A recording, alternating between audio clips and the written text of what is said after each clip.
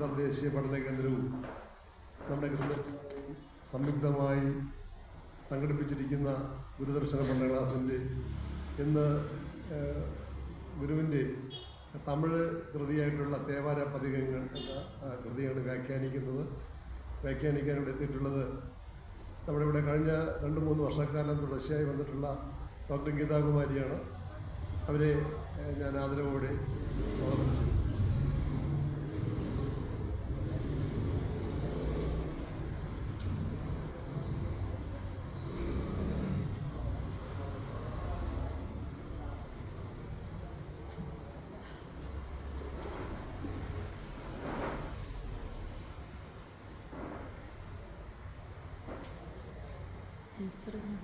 Teacher ഇങ്ങോട്ടിരിക്കാത്ത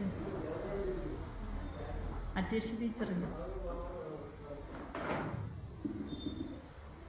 ബഹുമാനപ്പെട്ട അധ്യക്ഷ, ആദരണീയായ Vijayamma teacher, Sreenarayana അന്താരാഷ്ട്ര പഠന കേന്ദ്രം ഡയറക്ടർ ശശിപാലൻ സാർ, ഈ ലൈബ്രറിയുടെ സെക്രട്ടറി രാജീവ് സർ, ലൈബ്രറിയുടെ മറ്റ് ഭരണസമിതി അംഗങ്ങളെ, മാന്യ ആദരണീയരായ ഗുരുജനങ്ങളെ, പ്രിയമിത്രങ്ങളെ, കഴിഞ്ഞ വർഷം ഞാനിവിടെ വന്നിട്ടില്ല.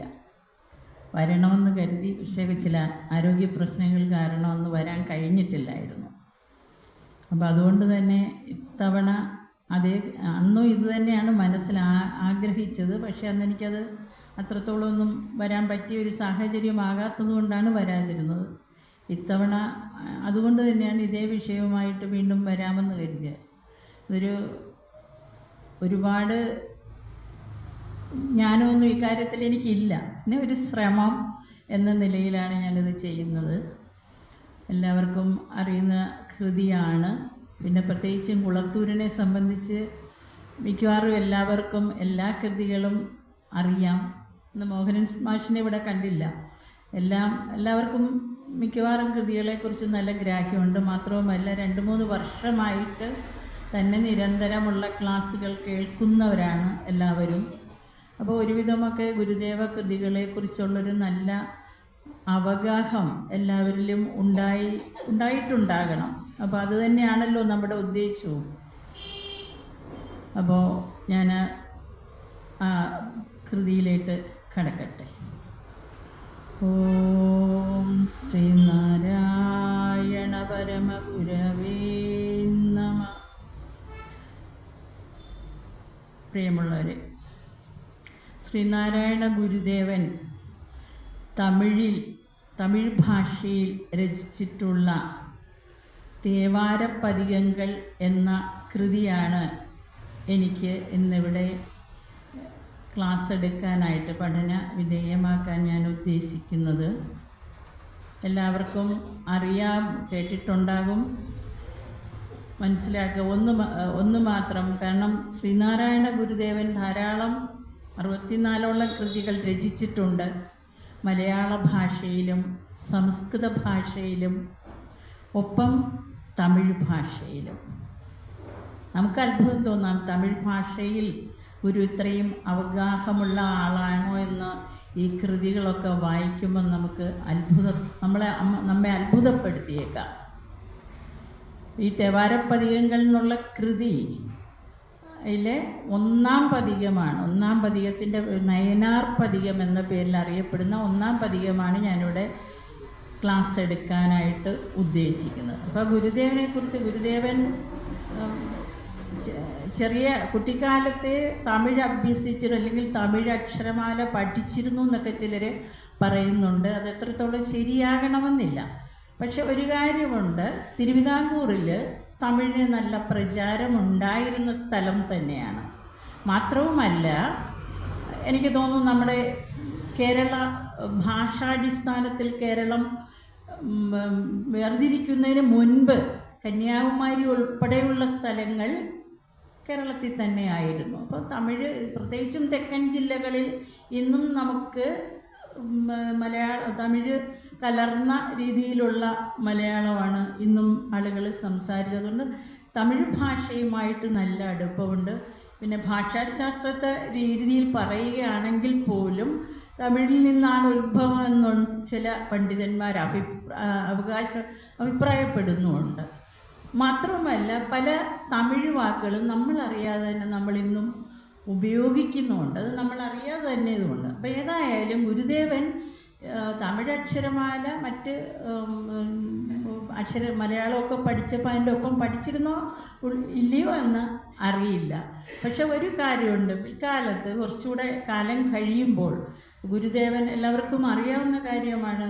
വീട്ടിൽ നിന്നൊക്കെ ഇറങ്ങി ഒരു ത്യാഗിയായിട്ട് ഇങ്ങനെ ചുറ്റി നടക്കുമ്പോൾ നമ്മുടെ ചാലക്കമ്പോളത്തിൽ ഉള്ള ഒരു തമിഴ് ഒരു പാണ്ഡ്യ എന്നാണ് പറഞ്ഞിരിക്കുന്നത് ജീവചരിത്ര ഗ്രന്ഥങ്ങളൊക്കെ. പുള്ളിയുടെ ഒരു പുസ്തകക്കട ഉണ്ടായിരുന്നു, തമിഴ് പുസ്തകക്കട. അപ്പോൾ ആ തമിഴ് പുസ്തകക്കടയിൽ ഒരു നിത്യ സന്ദർശകനായിരുന്നു സ്വാമി എന്ന് പറയുന്നുണ്ട്. അപ്പോൾ അവിടെ പോകുമ്പോൾ അപ്പം ഈ അതിന് ചുറ്റും ഈ നാഞ്ചിനാട്ട് നായർ പിന്നെ അതുപോലെ തന്നെ തമിഴരുമൊക്കെ ആയിട്ടുള്ള ആളുകൾ ഈ ചാലക്കമ്പോളത്തിൽ അവർ വ്യാപാരത്തിനൊക്കെ പണ്ട് വന്നവരും അതിൻ്റെ ചുറ്റും ധാരാളമായിട്ട് വസിച്ചിരുന്നു. അപ്പോൾ വസിച്ചിരുന്നു എന്ന് മാത്രമല്ല, ഇപ്പോൾ ഈ അന്ന് ഈ ഭിക്ഷ എടുക്കുമായിരുന്നു. അപ്പം ഭക്ഷണത്തിന് ഭിക്ഷയ്ക്കൊക്കെ ചെല്ലുമ്പം അവർ വളരെ താല്പര്യത്തോട് സന്തോഷത്തോടു കൂടി ഗുരുവിനെ ഭിക്ഷയെല്ലാം കൊടുത്ത് ആദരിക്കുമായിരുന്നു എന്നാണ് നമ്മുടെ പുസ്തകങ്ങളിൽ നിന്നൊക്കെ മനസ്സിലാക്കാൻ കഴിഞ്ഞു. അങ്ങനെ ഒരു സൗഹൃദം ആ പ്രദേശത്തുള്ള ആൾക്കാരുമായിട്ടുമൊക്കെ ഗുരുദേവൻ ഉണ്ടായിരുന്നു. അതുപോലെ തന്നെ ഈ പുസ്തകക്കടയിൽ ഇദ്ദേഹം പോകുമ്പോൾ ആ പുസ്തക കച്ചവടക്കാരന് ആ മനുഷ്യന് ഗുരുവിനോട് ഭയങ്കര ആദരവായിരുന്നു എന്നും പറഞ്ഞു കേട്ടിട്ടുണ്ട്. അപ്പം അങ്ങനെ ഉള്ള ആ ഗുരുദേവനുള്ള വിശ്വാസം കൊണ്ട് തന്നെ ഈ പിന്നെ പുസ്തകക്കടയുടെ ഉടമ പലപ്പോഴും ഗുരുവിനെ ഈ കട ഏൽപ്പിച്ചിട്ട് പുറത്തോട്ട് പോകുമായിരുന്നു. അപ്പോൾ ഈ കട ഏൽപ്പിച്ചിട്ട് പുറത്തോട്ട് പോകുമ്പം പിന്നെ ആ സമയം പിന്നെ കടയിലിരിക്കുന്നത് ഗുരുദേവനാണ്. അപ്പോൾ അത്രയും വിശ്വാസവും സ്നേഹവും ഉള്ള ഒരാളെ മാത്രമല്ലേ ഒരു കട ഏൽപ്പിച്ചിട്ട് പോവുകയുള്ളൂ. അപ്പോൾ അവിടെ അങ്ങനെ ഒരു വിശ്വാസമുണ്ടായിരുന്നു, സ്നേഹമുണ്ടായിരുന്നു. അങ്ങനെ ഇദ്ദേഹം പുറത്ത് ഒക്കെ 1-2 ദിവസം മാറി നിൽക്കേണ്ടി വന്നിട്ടുള്ളപ്പോഴും ഗുരുദേവനെ തന്നെ ആ കട ഏൽപ്പിച്ചിട്ട് പോകുമായിരുന്നു എന്നാണ്. അപ്പോൾ ഏതായാലും ഒരു 6 മാസം കൊണ്ട് തന്നെ അവിടെ ഉണ്ടായിരുന്ന ഏതാണ്ട് തമിഴിലെ പ്രധാനപ്പെട്ട മഹത് ഗ്രന്ഥങ്ങൾ മുഴുവനും തന്നെ നമ്മുടെ ഗുരുദേവൻ ഹൃദയസ്ഥമാക്കി എന്നാണ് പറയുന്നത്. അപ്പം നമുക്കറിയാം തൊൽക്കാപ്യം ഇതുപോലെ പിന്നെ ചിലപ്പതികാരം പിന്നെ നന്നൂല് മണിമേഖല ഇങ്ങനെ നിരവധി കൃതികളുണ്ട്. അതുപോലെ തന്നെ ഈ പറഞ്ഞ നമ്മൾ ഈ തേവാരങ്ങൾ വരുന്ന അത് ആ വിഭാഗത്തിൽപ്പെട്ട ഒട്ടനവധി കൃതികൾ അന്ന് ഗുരുദേവൻ ആ കടയിൽ ഇരുന്ന സമയത്ത് ഹൃദയസ്ഥമാക്കിയിട്ടുണ്ടെന്നാണ് പറയപ്പെടുന്നത്. അപ്പം അങ്ങനെ ഒരു നല്ല അറിവ് ആ പുസ്തകങ്ങളെല്ലാം നന്നായിട്ട് മനസ്സിലാക്കുകയും പിന്നീട് ആളുകൾ പിന്നെ ജീവചരിത്രകാരന്മാർ പറയുന്നത് അവരുടെ ഈ നമ്മൾ ഈ തേവാരം എന്ന് പറയുന്നത് തന്നെ അവരുടെ തമിഴ് വേദങ്ങൾ എന്നാണ് അതിനെ പറയുന്നത്. അപ്പോൾ ഈ തമിഴ് വേദങ്ങൾ നമ്മൾ ആദ്യകാലങ്ങളിൽ വേദം കേട്ടാൽ ഈയമുരുക്കി ഒഴിക്കുന്ന ഒരു കാലഘട്ടമൊക്കെ കടന്നു പോകുന്നവരാണ്. പക്ഷെ അവിടെ അതല്ല, അങ്ങനെയല്ല. അവിടെ തമിഴിൽ ഈ വേദങ്ങളുടെ അർത്ഥം കാരണം ദൈവങ്ങളുടെ എന്നുള്ള അർത്ഥത്തിൽ ദൈവങ്ങളുടെ ആണല്ലോ. അപ്പം വേദങ്ങളുടെ അർത്ഥം ഇങ്ങനെ വിവരിക്കാനോ അല്ലെങ്കിൽ അത് ഒരാൾക്ക് അപ്രാപ്യമെന്നാണ്, അസാധ്യമാണ് ഒരാൾക്ക് അതിൻ്റെ അർത്ഥം. മനുഷ്യനായ ഒരാൾക്ക് അത് അത്ര പെട്ടെന്ന് ഗ്രഹിക്കാവുന്നതല്ല, അങ്ങനെ അർത്ഥം പറയാവുന്നതുമല്ല എന്നൊക്കെയാണ് അവരുടെ അങ്ങനെയാണ് അവർ വിശ്വസിച്ചത്. അവരൊരിക്കലും മഹാപണ്ഡിതന്മാർ പോലും ഈ തേവാരങ്ങളുടെ ഒന്നും അർത്ഥം പറയുവാൻ ഒരുമ്പെടുകയില്ല എന്നായിരുന്നു. പക്ഷേ ഗുരുദേവൻ ഈ കൃതികളുടെയൊക്കെ അർത്ഥം വളരെ സ്പഷ്ടമായിട്ട് പറയുമായിരുന്നു. അപ്പോൾ അത് സാക്ഷിയായിട്ട് മഹാപണ്ഡിതനായിരുന്ന സുന്ദരം പിള്ള തന്നെ ഒരു പുസ്തകത്തിൽ പറഞ്ഞിട്ടുണ്ട്. അപ്പം അത് എത്രത്തോളം അദ്ദേഹം സുന്ദരംപിള്ള എന്ന് പറഞ്ഞ ഭാഷാശാസ്ത്രജ്ഞനുമാണ്, മഹാപണ്ഡിതനുമാണ്. അദ്ദേഹം തന്നെ പറഞ്ഞിട്ടുണ്ട്, സാക്ഷിയായിട്ട് തന്നെ പറഞ്ഞിട്ടുണ്ട്, ഗുരുദേവൻ ഇങ്ങനെ പറഞ്ഞിട്ടുണ്ട്. അത്രയും ഗ്രാഹ്യം ഗുരുദേവന് തമിഴ് ഭാഷയിലുണ്ടായിരുന്നു എന്നാണ് അതിൽ നിന്ന് മനസ്സിലാക്കാൻ കഴിഞ്ഞത്. അതുകൊണ്ട് തന്നെയായിരിക്കും നമുക്കറിയാം ദേവാരപ്പതികങ്ങൾ വായിക്കുമ്പോൾ ആ ഒരു ശൈലി നമുക്ക് വായിച്ചു പോകാൻ നല്ല രസമൊക്കെ, ഒരു കവിതയായിട്ട് അല്ലെങ്കിൽ ഒരു കൃതിയായിട്ട് വായിക്കാൻ നല്ല രസമാണെങ്കിലും അതിൻ്റെ അർത്ഥങ്ങൾ അതിലൊരു വ്യത്യാസം എന്ന് പറഞ്ഞാൽ ഗുരുദേവൻ മലയാളവും സംസ്കൃതവും തമിഴും ഒക്കെ എല്ലാ ഭാഷകളിലും നന്നായിട്ട് എഴുതിയിട്ടുണ്ടെങ്കിലും ഇപ്പം മലയാളവും സംസ്കൃതവും ഒക്കെ എഴുതിയത് നമ്മൾ അപ്പോഴും സംസാരിച്ചിരുന്ന അല്ലെങ്കിൽ സമകാലിക ഭാഷയിൽ തന്നെ ആയിരുന്നു എന്നുള്ളതാണ്. പക്ഷേ ഇവിടെ തേവാരപ്പതികങ്ങൾ വരുമ്പോൾ അല്ലെങ്കിൽ തേവാരം ഉണ്ടായിരുന്ന കാലത്തെ പ്രാചീന തമിഴിലാണ് ഗുരുദേവൻ ഈ കൃതി ആ ഭാഷയാണ് ഇതിന് ഉപയോഗിച്ചിരിക്കുന്നതെന്ന് കാണാം. അപ്പോൾ അത്രയും ഗ്രാഹ്യത്തോടുകൂടി അത്രയും തമിഴിൻ്റെ ഭാഷയെ, പ്രത്യേകിച്ചും അവിടുത്തെ തമിഴ് ഭക്തി സാഹിത്യം എന്ന് പറഞ്ഞൊരു വലിയ സഞ്ചയം തന്നെയുണ്ട്, വലിയ സഞ്ചയം തന്നെയുണ്ട്. അപ്പോൾ ആ ഒരു ഭക്തി സാഹിത്യത്തെ ഏതാണ്ട് മുഴുവനായും, പ്രത്യേകിച്ചും എനിക്ക് തോന്നുന്നു ഗുരുദേവൻ അദ്വൈത സിദ്ധാന്തത്തിൻ്റെ ഒരാളാണ്. അപ്പോൾ ആ ഒരു ഇത് മുഴുവനായും മനസ്സിലാക്കി നല്ല ഗ്രാഹ്യം ഗുരുദേവൻ ഉണ്ടായിരുന്നു അദ്ദേഹത്തിൻ്റെ. നമുക്കറിയാം പിന്നീട് ഇത് ഈശാവാസ്യനോ ഉപനിഷത്ത് ഒരു തമിഴ് കൃതിയുണ്ട്, ഒഴിവിലോടൊക്കെ കുറച്ച് ഇത് ചെയ്തിട്ടുണ്ടെന്ന് പറയുന്നു, പക്ഷെ അങ്ങനെ വലുതായിട്ട് കിട്ടിയതായിട്ട് പറയുന്നില്ല. അപ്പം ഇത് തന്നെ തേവാരപ്പതികങ്ങൾ തന്നെ 5 പതികം മാത്രമേ, പതികം എന്ന് പറയുമ്പോൾ 10 ശ്ലോകങ്ങൾ അടങ്ങുന്ന ഒരു ഒരു പാട്ടാണ്. അപ്പം അതിൻ്റെ തന്നെ 5 എണ്ണമാണ് നമുക്ക് കിട്ടിയിട്ടുള്ളത്. 10 എണ്ണമായിരിക്കാം എഴുതിയിരിക്കുന്നതെന്നാണ് പറയുന്നത്. അപ്പോൾ അതിൽ ബാക്കി 5 എണ്ണം ഇതുവരെ കണ്ടെടുക്കാൻ കഴിഞ്ഞിട്ടില്ല. അപ്പോൾ ഇങ്ങനെ ഒരു എങ്ങനെയാണ് ഗുരുദേവൻ തമിഴ് ഭാഷ എഴുതിയെന്നൊക്കെ നമ്മൾ അത്ഭുതപ്പെടാം. ഇത്രയധികം നമുക്കൊരു അത്ഭുതം തന്നെയാണത്. അത് നമുക്ക് ഗുരുദേവനെ പോലെ മഹാത്മാവായ അല്ലെങ്കിൽ അദ്ദേഹത്തെ പോലൊരു ആളിന് മാത്രമേ അത് ഇത്രയുമൊക്കെ ഭാഷ ഉള്ളിൽ ഗ്രഹിക്കാൻ കഴിയുകയുള്ളൂ. അതിൻ്റെ ഒരു ഉത്തമ ഉദാഹരണമായിട്ടാണ് ഈ തേവാരപ്പതികങ്ങൾ നമുക്ക് കിട്ടിയിരിക്കുന്നത്. പിന്നെ മറ്റൊന്ന്, തേവാരപ്പതികങ്ങൾ നമുക്ക് ഇപ്പോൾ നമ്മൾ ഒരുപാട് 64 കൃതികളിൽ തേവാരപ്പതികങ്ങളും തന്നു. അപ്പം ഇങ്ങനെ ഞാനും വിചാരിച്ചു, ഈ അറിഞ്ഞൂടാത്ത കാര്യം വന്ന് പറയേണ്ട കാര്യമുണ്ടോ? തമിഴ് ഭാഷയൊക്കെ അല്ലേ, പിന്നെ കേട്ടൊക്കെ ഉള്ള ഒരു ഇച്ചിരി പരിചയമുള്ളൂ. അപ്പോൾ പിന്നെ ഞാൻ വിചാരിച്ചു, ഗുരുദേവൻ ഈ കൃതികളൊക്കെ എഴുതിയത് നമുക്ക് പഠിക്കാനാണ്. തീർച്ചയായിട്ടും തേവാരപ്പതികങ്ങളും പഠന വിധേയമാക്കേണ്ട കൃതി തന്നെയാണ്. അതും നമുക്കായിട്ട് തന്നെയാണ് ഗുരുദേവൻ എഴുതിയിരിക്കുന്നത്. അതുകൊണ്ട് നമ്മളിത് പഠിക്കണം. ഇതും പഠിക്കേണ്ട പ്രധാനപ്പെട്ട കൃതികളിലൊന്നായിട്ട് തന്നെയാണ് ഗുരുദേവൻ നമുക്ക് എഴുതി തന്നിരിക്കുന്നത്. അതുകൊണ്ട് നമുക്ക് തീർച്ചയായിട്ടും ഇത് നമ്മൾ തേവാരപ്പതികങ്ങളെ കുറിച്ച് അറിഞ്ഞുകൂടാത്തവർക്കും അത് പഠിക്കുക. ഇവിടെ മിക്കവാറും എല്ലാവർക്കും അറിയാമായിരിക്കും, എന്നാൽ അറിഞ്ഞുകൂടാത്ത ഒരുപാട് ആൾക്കാർ കാണുമായിരിക്കാം. അപ്പം ഈ കൃതി എന്ന് പറയുന്നത് നെയ്യാറ്റിൻകരയ്ക്കടുത്തുള്ള, നിങ്ങൾക്ക് പലർക്കും അറിയാവുന്ന ആരും പോയിട്ടുള്ളവർ ആരെങ്കിലും ഉണ്ടോ? അരുമാനൂർ കോവിലിൽ, അരുമാനൂർ ക്ഷേത്രം മാഷ് പോയിട്ടുണ്ടോ? അപ്പോൾ അരുമാനൂർ എന്ന സ്ഥലത്തുള്ള നൈനാർ ക്ഷേത്രത്തിലെ ശിവപെരുമാളിനെ സ്തുതിച്ചുകൊണ്ടുള്ള ഒരു കീർത്തനം അല്ലെ കൃതിയാണ് ഈ തേവാരപ്പതികങ്ങൾ എന്ന് പറയുന്നത്.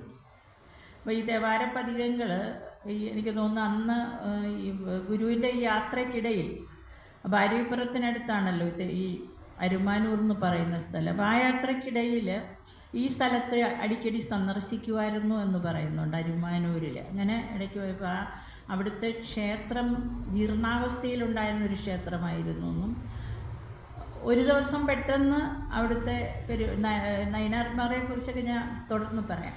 പെട്ടെന്ന് ഈ ഒരു പതികം എഴുതി ഉണ്ടാക്കിയതാണ്. ആദ്യത്തെ നൈനാർ പതികത്തെക്കുറിച്ചാണ് പറഞ്ഞത്. അതിന് ശേഷമാണ് പിന്നീടുള്ള പതികങ്ങൾ. അപ്പോൾ അവിടെ പെട്ടെന്ന് എഴുതിയതാണെന്ന് ചിലർ പറയുന്നുണ്ട്. അതുപോലെ തന്നെ അപ്പം ഗുരുവിൻ്റെ ആവശ്യപ്രകാരം ആ ക്ഷേത്രം പിന്നീട് പുനഃപ്രതിഷ്ഠ നടത്തുകയുണ്ടായി. അതിനുശേഷം ആ പുനഃപ്രതിഷ്ഠയ്ക്ക് ശേഷം എഴുതിയതാകാമെന്ന് ചിലർ പറയുന്നുണ്ട്. പക്ഷേ പ്രത്യേകിച്ചൊരു കാലം ഒന്നും ആരും വിശദമായിട്ട് പറഞ്ഞില്ല. പിന്നെ പുരുഷോത്തമൻ എന്ന് പറഞ്ഞ ഒരു അദ്ദേഹത്തിൻ്റെ ഒരു കത്തിലൂടെയൊക്കെ ചില വിവരങ്ങൾ കിട്ടിയിട്ടുണ്ട്. അതിനകത്താണ് ഇങ്ങനെ ജീർണമായ ആ ക്ഷേത്രം പിന്നീട് പുനഃപ്രതിഷ്ഠ നടത്തിയിരുന്നു എന്നൊക്കെ പറയുന്നുണ്ട്. അപ്പം അങ്ങനെയാണ് ഈ കൃതിയിലേക്ക് ഗുരുദേവൻ പോകുന്നത്. ഗുരുദേവൻ അവിടെ വെച്ച് ആ കൃതി രചിക്കുന്നത്. എന്താണ് നമ്മുടെ ഈ തമിഴ് സാഹിത്യ തേവാരത്തിലോട്ട് വന്നിട്ട് നമുക്ക് കൃതിയിലോട്ട് പോകാം. തേവാരം എന്താണെന്ന് എല്ലാവർക്കും അറിയാമല്ലോ അല്ലേ? അറിയാമോ? ഞാൻ മാത്രം പറഞ്ഞാൽ മതിയോ മാഷ്? നിങ്ങളോടൊക്കെ പറ. തേവാരത്തെക്കുറിച്ച് അറിയാമോ? എന്താണ് തേവാരം? ശരിക്കും പറഞ്ഞാൽ നമ്മുടെ മലയാള ഭാഷയിലുള്ളൊരു വാക്ക് തന്നെയാണ് അല്ലേ? മലയാള ഭാഷയിൽ ഈ വാക്കില്ലേ തേവാരം? ഉണ്ട്. എന്തിനാണ് നമ്മൾ തേവാരം എന്ന് പറയുന്നത്? നമ്മൾ കളിയാക്കി പറയാറുള്ളൊരു വാക്കാണ്. വീട്ടിലുള്ള പിള്ളേരെടുത്തോ അല്ലെങ്കിൽ വീട്ടിലുള്ളവരോ കുളിയും തേവാരവും ഒക്കെ കഴിഞ്ഞില്ലേ ഇതുവരെ എന്ന് നമ്മൾ ചോദിക്കാറുണ്ട്. പക്ഷെ ആ തേവാരത്തിൻ്റെ ഉൽപ്പത്തി എവിടെ നിന്നാണെന്ന് നമ്മൾ ചിന്തിച്ചിട്ടില്ല. ഉണ്ടോ?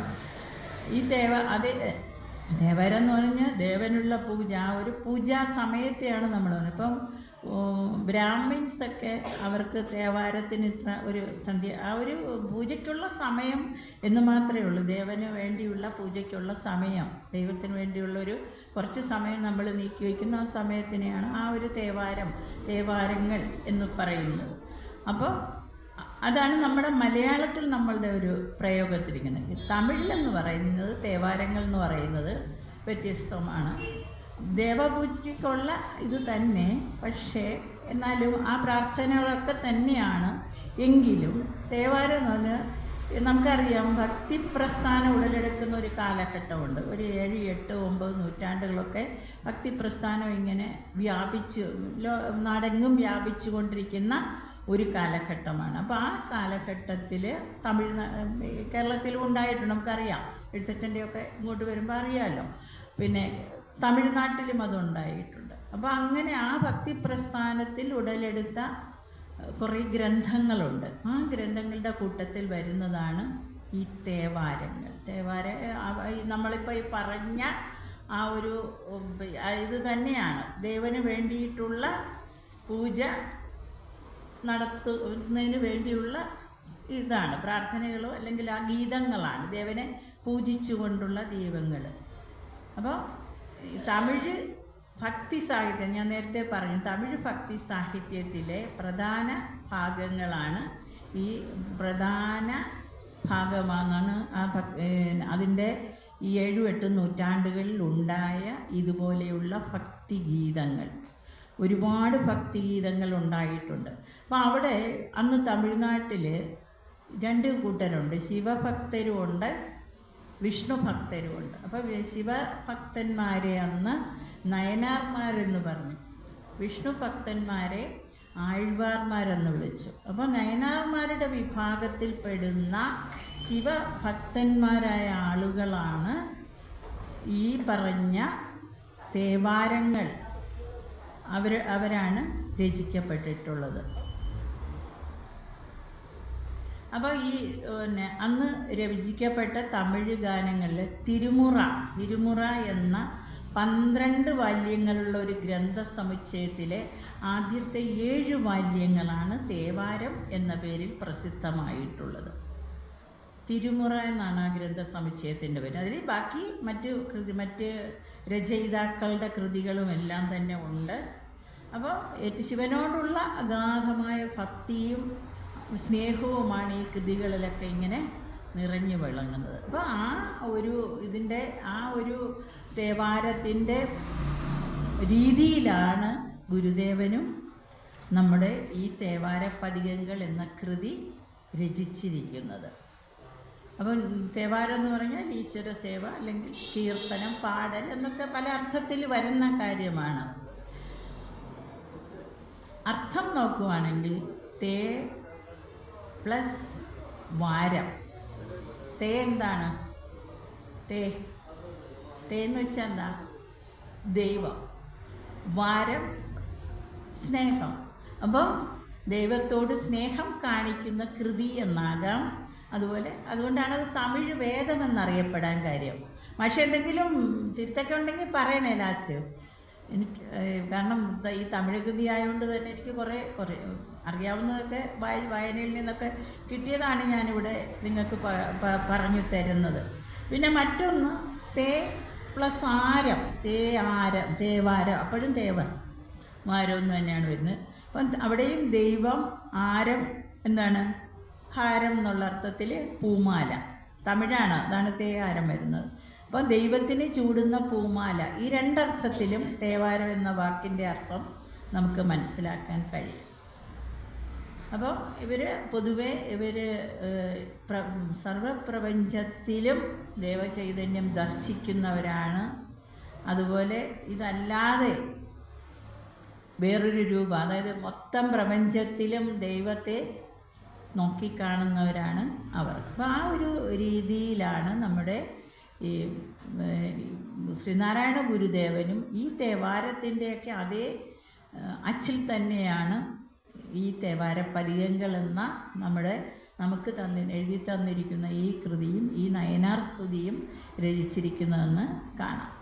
നമുക്ക് തേവാര പതികങ്ങൾ എന്ന കൃതിയിലേക്ക് കടക്കാം. പുസ്തകം എല്ലാവരുടെയിലും ഉണ്ടോ?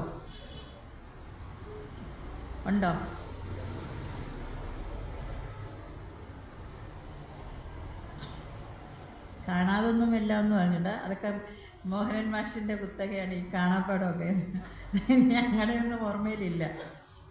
അപ്പോൾ നയനാർ പതികത്തിലെ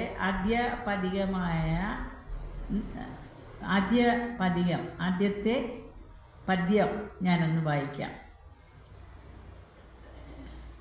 ജ്ഞാനോദയമേ ഞാതുരുവേ നാമാദിയിലനർക്കതിയേ യാനോ നീയോ യാതി പരം യാതായി വിടുമോ പേച്ചായേ തേനാർത്തില്ലേ ചീരടിയാർ തേടും നാടാമരുമാനൂർ കോനേ മാനേർ വിഴിപാകം കൊണ്ടായി നൈനാർ നായകമേ. വായിക്കാൻ പറ്റുന്നുണ്ടോ? അത്ര വലിയ ദുർഗ്രഹമൊന്നും അല്ല. നമുക്ക് മലയാളത്തിലാണ് എഴുതി തന്നിരിക്കുന്നത്, തമിഴ് ഭാഷയല്ലല്ലോ. പിന്നെ നമ്മളറിയുക തമിഴ് അക്ഷരമാലയിൽ നമ്മൾ പറയുന്ന ഇപ്പം ഖരാക്ഷരങ്ങളൊക്കെ നമ്മളിന്ന് പഠിക്കുന്ന അത്രയും ഖരാക്ഷരങ്ങളൊന്നും തമിഴ് അക്ഷരമാലയിലില്ല. അതുകൊണ്ട് തന്നെ നമ്മൾ ജ്ഞാനോദയമേ എന്ന് പറയുമ്പോൾ നമുക്കറിയാം ജ്ഞാനം എന്നാണ് അത് ആ വാക്ക്. നമ്മൾ ഉദയം എന്ന് പറയുന്നിടത്താണ് ഉദയം എന്ന് പറഞ്ഞ് അവിടെ അക്ഷരത്തിൻ്റെ വ്യത്യാസം അല്ല. ഈ അക്ഷരമാല അത്തരം കാര്യങ്ങളിലൂടെ പറഞ്ഞാൽ എൻ്റെ സമയം നമ്മൾ കുറച്ച് കൂടുതൽ വേണ്ടി വരും. അതുകൊണ്ട് അത് പിന്നെ എപ്പോഴെങ്കിലും നിങ്ങൾ തന്നെ പഠിക്കാം. ബുക്കുകളിലൊക്കെ കിടപ്പുണ്ട്, പല ബുക്കുകളിലും കാണാം. നാമാദിയില നർക്കതിയെ യാനോ നീയോ ആദിപരം യാതായി വിടുമോ പേജായേ തേനാർ തില്ലൈ ചീരടിയാർ തേടും നാടാമരുമാനൂർ കോനെ മാനേർ വിഴിഭാഗം കൊണ്ടായി നൈനാർ നായകമേ. അപ്പോൾ രണ്ടാമത് ഞാനൊന്ന് വായിച്ചിട്ട് നമുക്ക് ഇത് തുടങ്ങാം. ആൾവായ് നീയന്നാവിയൊടു യാക്കൈ പൊരുൾ മുമ്മലമുതിരും തേൾവായിടയിറ്റിരിയാമ தேவே காவாய் பெரியோயே நாள்வாடந்தம் நருநரன நெருக்கின்றது பாரருமானூர் നാൾവാണിൻറാടാരായോ നാഥ നൈനാർ നായകമേ. ഉരുവായി അരുവായി അരുവുരുവായി ഒன்றாய் പലവായി ഉയിർക്കുയിരായി തെരുളായി അരുളായി തേരുരുണിൻ ഇടമായി നടുമാത്തിரை വടിവാய் ഇരുളായി വെളിയായി ഇകപരമായി ഇൻറായി അൻറായി അരുമാനൂർ മരുവായി വരുവായി എനയാൾവായി നാഥാ നൈനാർ നായകമേ.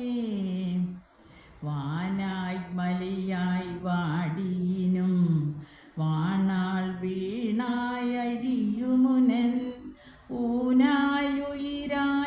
ഊനായുയിരായുടയോനായി ഒன்றாய் മൂன்றாய் വാരായോ കാനായി അനലായി കനൈക്കടലായി കാരായി വെളിയായി അരുമാനൂർ താനായി നിൽക്കും തർപ്പരമുൻ താഴ്ത്താ നൈനാർ നായകമേ.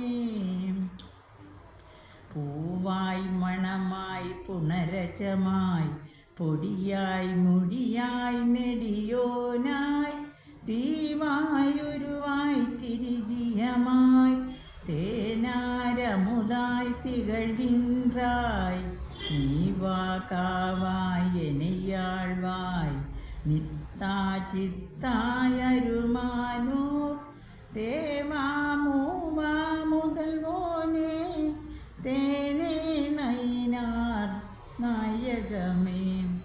അരിയും വിധിയും തേടിയിനും അറിയാനെറിയായെരിവുരുവായി മരിയാമറിമാനിടവടിവായി മരിയാതെ ഇനിവാകാവായി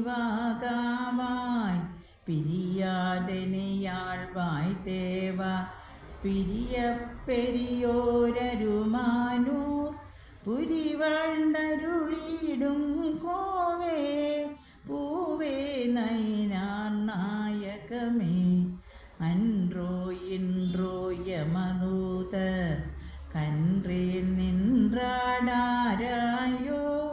കുன்றേ കുടയേ കോദനമേ കോവേ കാവായ് കുലദേവേ അன்றേ ഇன்றേ ആരടിയേൻ ആയേൻ നീയേ അരുമാനൂർ നിன்றாய் നിன்றாடாராயோ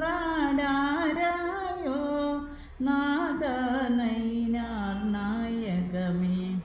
നിன்றாരടി ചേരടിയാർത്തം നിന്ദാദിയലാം നീക്കിനിതം ചന്ദാനമതായി നിன்றாളും ചന്താപമില്ലാതന്മയമേ വൻതാപമില്ലാതെൻ മുന്നീ വந்தாൾവായേ അരുമാനൂർ നിன்றாய் നിன்றாடாராயோ നാഥ നൈനാർ നായകമേ. പൊന്നേ മണിയേ മരകതമേ പൂവേ മധുവേ പൂമ്പൊടിയേ മന്നേ മയിലേ കുയിലേ വൻ മലയേ ചിലയേ മാനിലമേ എന്നെ എനയാൾവായ് നീയേ എളിയേ നായേനരുമാനൂർ തന്നന്തനിയേ നിன்றாய் നിൻ താഴ്ത്താ നൈനാർ നായകമേ. കല്ലോ മരമോ കാരയമോ കഠിനം നന്നെഞ്ചെറിയേൻ ഞാൻ അല്ലോ പകലോ ഉന്നടി വിട്ടല്ലോകലമായി നിன்றടിയേൻ ചൊല്ലാവല്ല ചുരുതിമുടി ചൊല്ലായി നല്ലായ അരുമാനൂർ നല്ലാർ മണി മാധവകാവായി നാഥ നൈനാർ നായകമേ. ഇതാണ് ആ 10 ശ്ലോകങ്ങൾ. ഇച്ചിരി നീളമുണ്ട്, 10 എണ്ണമില്ലേ, അപ്പം അത്രയും വായിച്ചു വരാൻ ഇച്ചിരി സമയമെടുക്കും. എല്ലാവരും വീട്ടിൽ പോയി ഒന്ന് വായിച്ചു നോക്കണം, എന്നാലും നമുക്ക് ആ ഒരു വരികൾ 2-3 വട്ടമൊക്കെ വായിക്കുമ്പോൾ ശരിയാകാവുന്നതേ ഉള്ളൂ. ഇനി നമുക്ക് ആ പദ്യത്തിൻ്റെ അർത്ഥങ്ങളിലേക്കൊന്ന് കിടക്കാം. ഇത് ശരിക്കും പറഞ്ഞാൽ ഒരുപാട് അദ്വൈതവും അതൊക്കെ നിറച്ച് വച്ചിരിക്കുന്ന ഒരു ഗ്രന്ഥമാണ്. എനിക്ക് അത്രയൊന്നും പോകാനൊന്നും ഇപ്പോൾ ചുരുങ്ങി അതല്ല, ഇതൊക്കെ ഒരു പദ്യം തന്നെ എത്ര ദിവസം എടുക്കാൻ പറ്റുന്ന രീതിയിലുള്ള കൃതിയാണ്. ഇപ്പം നമ്മളൊരു തുടക്കം എന്നുള്ള നിലയിലേ ഉള്ളൂ, അർത്ഥം പറഞ്ഞു പോകാനേ ഇപ്പോൾ കഴിയുന്നുള്ളൂ. അപ്പം നമുക്ക് നോക്കാം. ജ്ഞാനോദയമേ ജ്ഞാതുരുവേ നാമാദിയില നർക്കതിയെ ആദ്യ വരികളാണ്. ജ്ഞാനോദയമേ, ഇതിൽ ജ്ഞാനോദയമേ എന്നാണ്. ജ്ഞാനോ ഉദയമേ, ജ്ഞാനത്തിൻ്റെ ഉദയമായിരിക്കുന്നവനെ, അല്ലെങ്കിൽ ജ്ഞാനോദയം തന്നെ ആയിരിക്കുന്നവനെ, ജ്ഞാനോദയമേ. പിന്നെയോ ജ്ഞാതുരുവേ, ഉരു എന്താണെന്ന് നിങ്ങൾക്ക് എല്ലാവർക്കും അറിയാം. എന്താണ് ഉരു? ശരീരമാണ്, എല്ലാവർക്കും അറിയാം. ജ്ഞാതുരുവേ, അപ്പോൾ ഇവിടെ ജ്ഞാനമാകുന്ന സ്വരൂപത്തോട് കൂടിയവനെ, അല്ലയോ ഭഗവാനെ, ശിവഭഗവാനെയാണ് വർണ്ണിക്കുന്നത്, അറിയാലോ. അപ്പം ജ്ഞാനോദയം തന്നെ ആയിരിക്കുന്നവനെ. പിന്നെയോ അടുത്ത വിശേഷണം ജ്ഞാനം തന്നെ സ്വരൂപമായിരിക്കുന്നവനെ. അടുത്തത് നാമാദിയില നർക്കതിയെ. ഇവിടെ നാമാദിയില, നാമം ആദിയായവ. ഞാൻ ഈ ദായൊന്നും ഇതിനെ തമിഴ് ഭാഷയിലില്ല, അവിടെ തകാരം മാത്രമേ വരികയുള്ളൂ. അപ്പം നാമാദിയില, നാമം ആദിയായവ ഇല്ലാത്ത എന്നാണ്. നാമാദിയില, നാമം രൂപം മുതലായവ ഇല്ലാത്ത എന്ന് നമ്മളത് മനസ്സിലാക്കുക. നാമാദിയില നർക്കതിയെ, നർക്കതി എന്ന് പറഞ്ഞാൽ എന്താണ്? നല്ല ഗതിയെ എന്നാണ്, സദ്ഗതിയെ എന്നാണ് അവിടെ അർത്ഥമാക്കുന്നത്. നർക്കതിയെ സജ്ജനങ്ങൾക്ക് പരമഗതിയായിട്ടുള്ളവനെ എന്നുകൂടി അതിന് അർത്ഥം പറയാം. പിന്നെയോ അടുത്തത്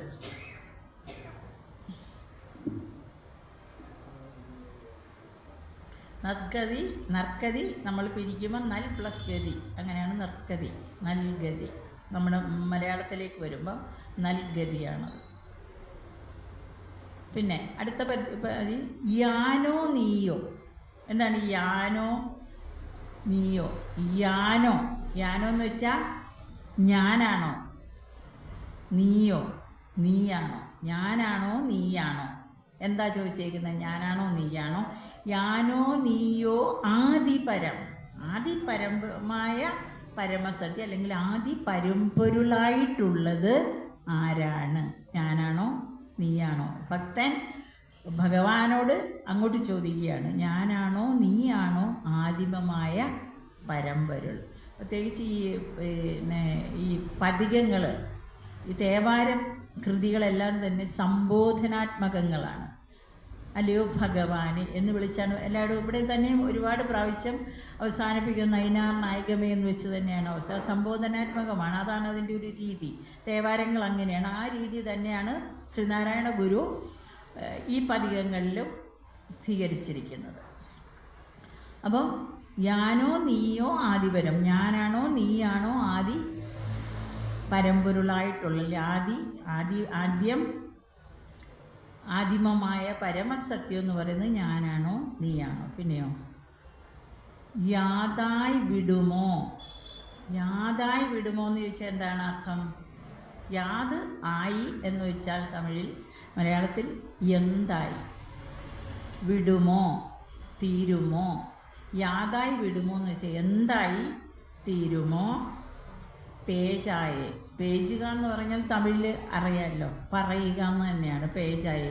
അല്ലയോ അങ്ങ് പറഞ്ഞാലും, യാതായത് ഇതിൻ്റെ ഉത്തരം എന്തായിത്തീരുമെന്ന് അങ്ങ് പറഞ്ഞാലും.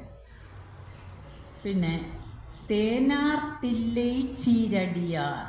തേനാർത്തില്ലേ, തില്ലേ എന്ന് പറയുന്നത് ചിദംബരം എന്ന് പറയുന്ന ശിവൻ്റെ നടരാജരൂപം ഉള്ള സ്ഥലമാണ്. അവിടെ ശിവൻ ആനന്ദക്കൂത്താടുമെന്നാണ് പറയുന്നത്. അപ്പോൾ ഈ ആനന്ദക്കൂത്ത് കാണാൻ വേണ്ടി 30 കോടി ദേവകളും വന്ന് അവിടെ നിൽക്കും. അവരെല്ലാം ആനന്ദ ഭരിതരായി നിൽക്കുമെന്നാണ് പറയുന്നത്. അപ്പോൾ അവിടെ തേനൊഴുകുന്ന ചില്ലയിൽ തിരമ്പരം എന്ന് പറഞ്ഞു. ഒരർത്ഥം അതാണ്. പിന്നെ അവിടെ നിന്നാണ് ഇപ്പം നമ്മൾ പറയുന്നത് അരുമാനൂരിലുള്ള ശിവപെരുമാളിനെ കുറിച്ചാണ്. അപ്പോൾ അദ്ദേഹം കുടികൊള്ളുന്നത് എവിടെയാണ്? അരുമാനൂരാണ്. അപ്പോൾ ഇത് മറ്റൊരു അർത്ഥത്തിൽ പറഞ്ഞ ചിതാകാശം എന്നുള്ള, ചിതാകാശത്തിൽ വിളങ്ങുന്ന അരുമയായ ഊരായ അരുമാനൂരിൽ വിളങ്ങുന്ന എന്ന രീതിയിലും മറ്റൊരർത്ഥം എടുക്കാൻ പറയും. ഇവിടെ തേനാർ ചില്ലി ചീരടിയാർ. ചീരടിയാർ എന്ന് പറയുമ്പോൾ മഹാഭക്തന്മാർ, അവിടെ നിന്നെ തേടുന്ന, നിന്നെ സ്തുതിക്കുന്ന മഹാഭക്തന്മാർ ചീരടിയാർ തേടും. അവർ പോലും തേടുന്ന, അവിടെയുള്ള ആ മഹാഭക്തരായ ആളുകൾ പോലും തേടുന്ന നാടായ അരുമാനൂർ, നാടാം അരുമാനൂർ, അരുമാനൂർ കോനെ. അരുമാനൂർ കോനെ എന്ന് പറയുമ്പോൾ ശിവപെരുമാനെ തന്നെയാണ് പറയുന്നത്, ശിവഭഗവാനെ തന്നെയാണ്. മാന്നേർ വിഴി പാകം കൊണ്ടായി. മാന്നേർ വിഴി ആരാണ്? മാന്നേർ വിഴി ആരാ? ഇവിടെ ശിവൻ്റെ കൂടെയുള്ള മാന്നേർ വിഴി ആരായിരിക്കാം? മാനിനെ പോലെ ഇളകുന്ന കണ്ണുകളോട് കൂടിയവളായ സുന്ദരിയായ ദേവി പാർവതി അല്ലാതെ മറ്റാരുമായിരിക്കില്ലല്ലോ. അപ്പോൾ അവിടെ പാർവതി ദേവിയെ പാകം കൊണ്ടായി. പാകം കൊണ്ടായെന്ന് പറഞ്ഞാൽ ഒരു ഭാഗത്തിരുത്തിയിരിക്കുന്ന, വാമഭാഗം എന്നൊക്കെ പറയാറുണ്ടല്ലോ. അപ്പോൾ അവിടെ ഒരു നല്ല ഒരു കുടുംബനാഥൻ അല്ലെങ്കിൽ ഒരു കുടുംബ സങ്കല്പത്തിൻ്റെ നല്ലൊരു ചിത്രം ഗുരുദേവൻ നമുക്ക് ഇനി വരച്ച് കാണിക്കുന്നുണ്ടല്ലേ. ആ ഒരു സമത്വം, സ്ത്രീയും പുരുഷനും തമ്മിലുള്ള സമത്വം. നമ്മൾ പറയുന്നുണ്ട് ശക്തിയും പിന്നെ അദ്ദേഹവും ഭഗവാനും ചേർന്നാൽ മാത്രമേ പൂർണ്ണത ഉണ്ടാകുകയുള്ളൂ. ഇവിടെയും വാമഭാഗത്തിരിക്കുന്ന ദേവിയോടുകൂടിയുള്ള അർദ്ധനാരീശ്വരനെയാണ് ഇവിടെ പറയുന്നത്. അപ്പോൾ അല്ലയോ ദേവ, മാന്നേർ വിഴി പാകം കൊണ്ടായി നൈനാർ നായകമേ. അപ്പം പാർവതീദേവിയെ ഒരു ഭാഗത്തിരുത്തിയിരിക്കുന്ന, വാമഭാഗത്തിരുത്തിയിരിക്കുന്ന അല്ലയോ നൈനാർ നായകമേ. നൈനാർ നായകം എന്ന് പറഞ്ഞാൽ നൈനാർമാർക്ക് നായകൻ. നൈനാർ ആരാണെന്ന് ഞാൻ നേരത്തെ പറഞ്ഞു തന്നു. ശിവ ഭക്തന്മാരാണ് നൈനാർ. അവരുടെ നായക, അവരുടെ എല്ലാം നായകനെ, അവരുടെ എല്ലാം ഈശ്വരനെ. ഈ നൈനാർമാർ തന്നെ ആ ഒരു ശിവഭക്തി ഇതിലൂടെ അവർ തന്നെ ശിവന് തുല്യരായി ഭവിച്ചു എന്നാണ് പറയുന്നത്. ഈ പറഞ്ഞ നൈനാർ ക്ഷേത്രം തന്നെ നൈനാർ പ്രതിഷ്ഠ എന്നാണ് ആദ്യം പറഞ്ഞത്. അതിനെ ശിവരൂപമായി കണ്ടെഴുതിയതാണെന്നും ചിലർ പറയുന്നുണ്ട്. ഞാൻ അവിടെ പോയി ഇതൊക്കെ കുറച്ചൊന്ന് അറിയണമെന്നൊക്കെ ഉണ്ടായിരുന്നു. പക്ഷെ എനിക്കത് പോകാനൊന്നും കഴിഞ്ഞില്ല. എന്തായാലും സമീപഭാവി ഞാൻ പോകും, ബാക്കി ഒന്നറിയാൻ വേണ്ടി. അവിടെ കുറച്ച് പേർക്കൊക്കെ ഈ നമ്മുടെ ഈ തേവാരപ്പതികങ്ങളൊക്കെ നന്നായിട്ട് ഹൃദിസ്ഥമായിട്ടുള്ള ആളുകൾ അവിടെ ഉണ്ട് എന്ന് കേട്ടിട്ടുണ്ട്. പിന്നെ എത്ര പേര് പഴയ ആളുകൾ ജീവിച്ചിരിപ്പുണ്ടെന്ന് അറിയില്ല എങ്കിലും.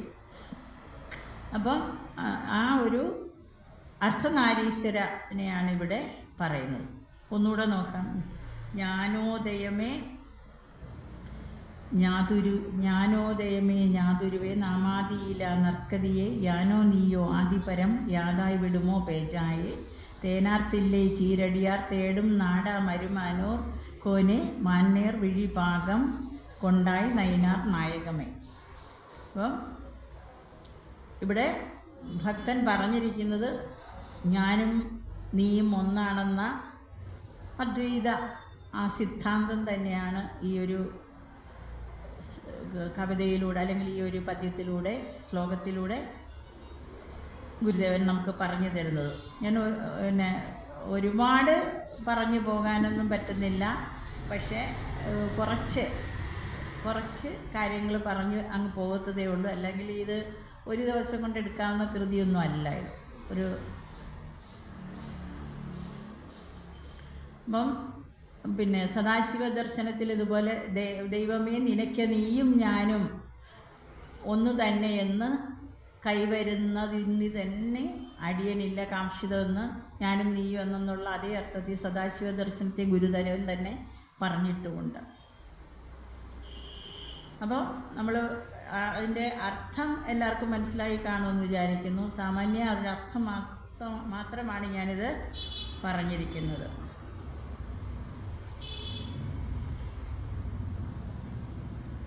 അപ്പോൾ മൊത്തം അർത്ഥം ഒന്ന് പറഞ്ഞ് പോകാം. മൊത്തം ഈ 4 വരിയുടെ അർത്ഥം: ജ്ഞാനോദയമേ, ജ്ഞാനസ്വരൂപമേ, നാമരൂപാദികളില്ലാത്തവനെ, സജ്ജനങ്ങൾക്ക് സദ്ഗതിയായിട്ടുള്ള അല്ലെങ്കിൽ ആശ്രയമായിട്ടുള്ള അല്ലയോ ഭഗവാനെ, ഞാനോ നീയോ ആദിമമായ പരമ്പൊരുൾ ആരാണ്?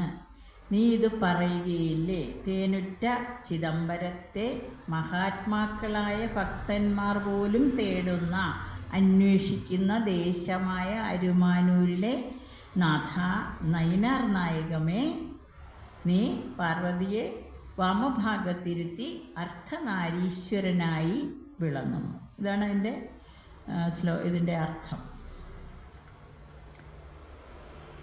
ഇനി അടുത്ത ഭാഗം എന്ന് പറഞ്ഞത് അടുത്ത 2ാമത്തെ പദ്യം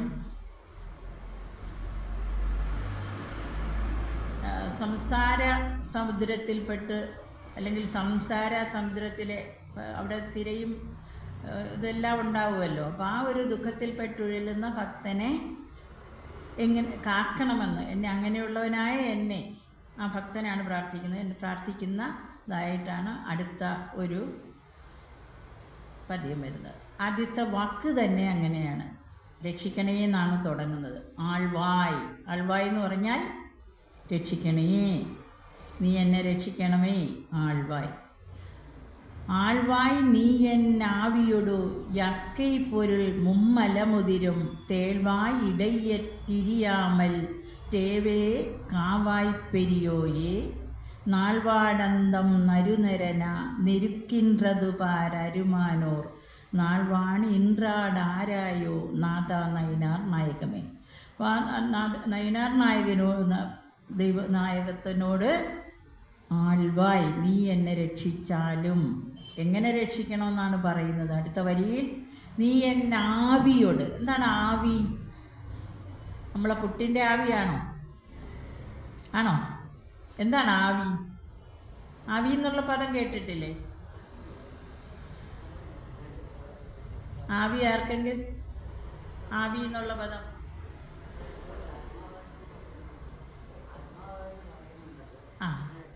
ആവി അങ്ങനെ പറയുന്നുണ്ട്. പ്രേതം പിശാച് എന്നൊക്കെ തമിഴിലെ സിനിമകളൊക്കെ കാണുമ്പോൾ ആവി വരുന്ന ഇത് പറയുന്നുണ്ട്. ഇവിടെ ആവി എന്നുള്ള വാക്കിൻ്റെ അർത്ഥം ജീവൻ തന്നെയാണ്. ആവിയോട്, അതാണ് ആത്മാവെന്ന് അത് മറ്റൊരർത്ഥത്തിൽ പറയാം. അപ്പോൾ ആൾവായി നീ എന്നെ രക്ഷിക്കണം. ഞാൻ ചത്തു കഴിഞ്ഞിട്ടല്ല എന്നെ രക്ഷിക്കാൻ പറഞ്ഞേക്കുന്നത്, പിന്നെയോ എൻ്റെ ജീവനിനോട് തന്നെ. ആവിയോട് യക്കൈ എന്ന് പറഞ്ഞാൽ എന്താ? ശരീരമാണ്. തമിഴ് വാക്കുകളാണിതെല്ലാം കേട്ടോ. നമ്മളത്ര എളുപ്പത്തിൽ ഇതിൻ്റെ അർത്ഥം തമിഴ് പദങ്ങളാണ്. അതും സാധാരണ ഇന്ന് ഉപയോഗിക്കുന്ന തമിഴുമല്ല, പ്രാചീന തമിഴ് പദങ്ങളാണ് കൂടുതലും ഈ കൃതിയിൽ ഗുരു ഉപയോഗിച്ചത്. ഞാൻ ആദ്യമേ പറഞ്ഞു അത്. അപ്പം ആൾവായ് എന്ന് പറഞ്ഞാൽ രക്ഷിക്കണമേ, നീ രക്ഷിക്കണമേ. എന്ന് പറഞ്ഞാൽ എന്നെ, എൻ്റെ ആവിയൊടി എന്ന് പറഞ്ഞാൽ എൻ്റെ ജീവനോടുകൂടിയിരിക്കുന്ന യാക്കൈ പൊരുൾ, ഈ ശരീരമാകുന്ന പൊരുളിനെ നീ രക്ഷിക്കണം. യാക്കൈ പൊരുൾ, ശരീരമാകുന്ന എൻ്റെ ശരീരമാകുന്ന എൻ്റെ ജീവനുള്ള ശരീരമാകുന്ന ഈ പൊരുളിനെ, അതായത് ഈ ജീവനോടെ ഇരിക്കുന്ന എന്നെ നീ ആൾവായ് രക്ഷിക്കണേ.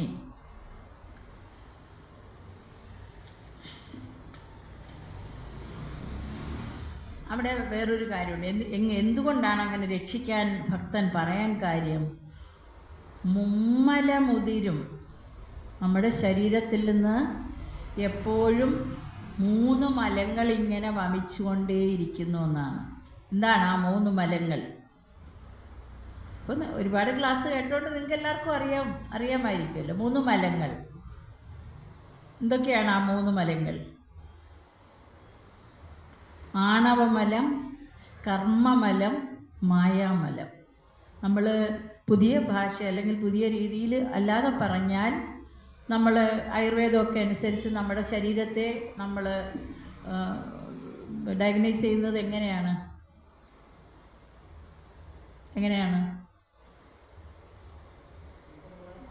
വാതപിത്ത കഫ ഇത് കേട്ടിട്ടുണ്ടല്ലോ എല്ലാവരും.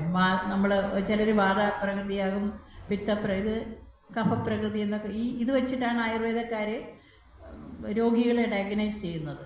അപ്പം അതിൽ ഇത് തന്നെയാണ് ആണവവും കർമ്മമലം മായാമലം. ഈ 3 മലങ്ങൾ കൊണ്ട് അല്ലെങ്കിൽ ഈ പറഞ്ഞ കാര്യങ്ങൾ കൊണ്ട് മുറ്റി നിറഞ്ഞിരിക്കുകയാണ് നമ്മുടെ ശരീരം. അപ്പോൾ ഈ അഴുക്കുകൾ നമ്മുടെ ശരീരത്തിൽ നിന്ന് മാറ്റിക്കളഞ്ഞെങ്കിൽ മാത്രമേ, അതിലെ അഴുക്കുകളാണ് പറയുന്നത്, ആ അഴുക്കുകളെ മാറ്റിക്കളഞ്ഞെങ്കിൽ മാത്രമേ എന്തു പറ്റൂ, എനിക്ക് എൻ്റെ സത്ത അല്ലെങ്കിൽ എനിക്ക് ദുഃഖങ്ങൾ അകറ്റാൻ പറ്റുമെന്നാണ്. എൻ്റെ ദുഃഖങ്ങൾ ഇപ്പം നമ്മൾ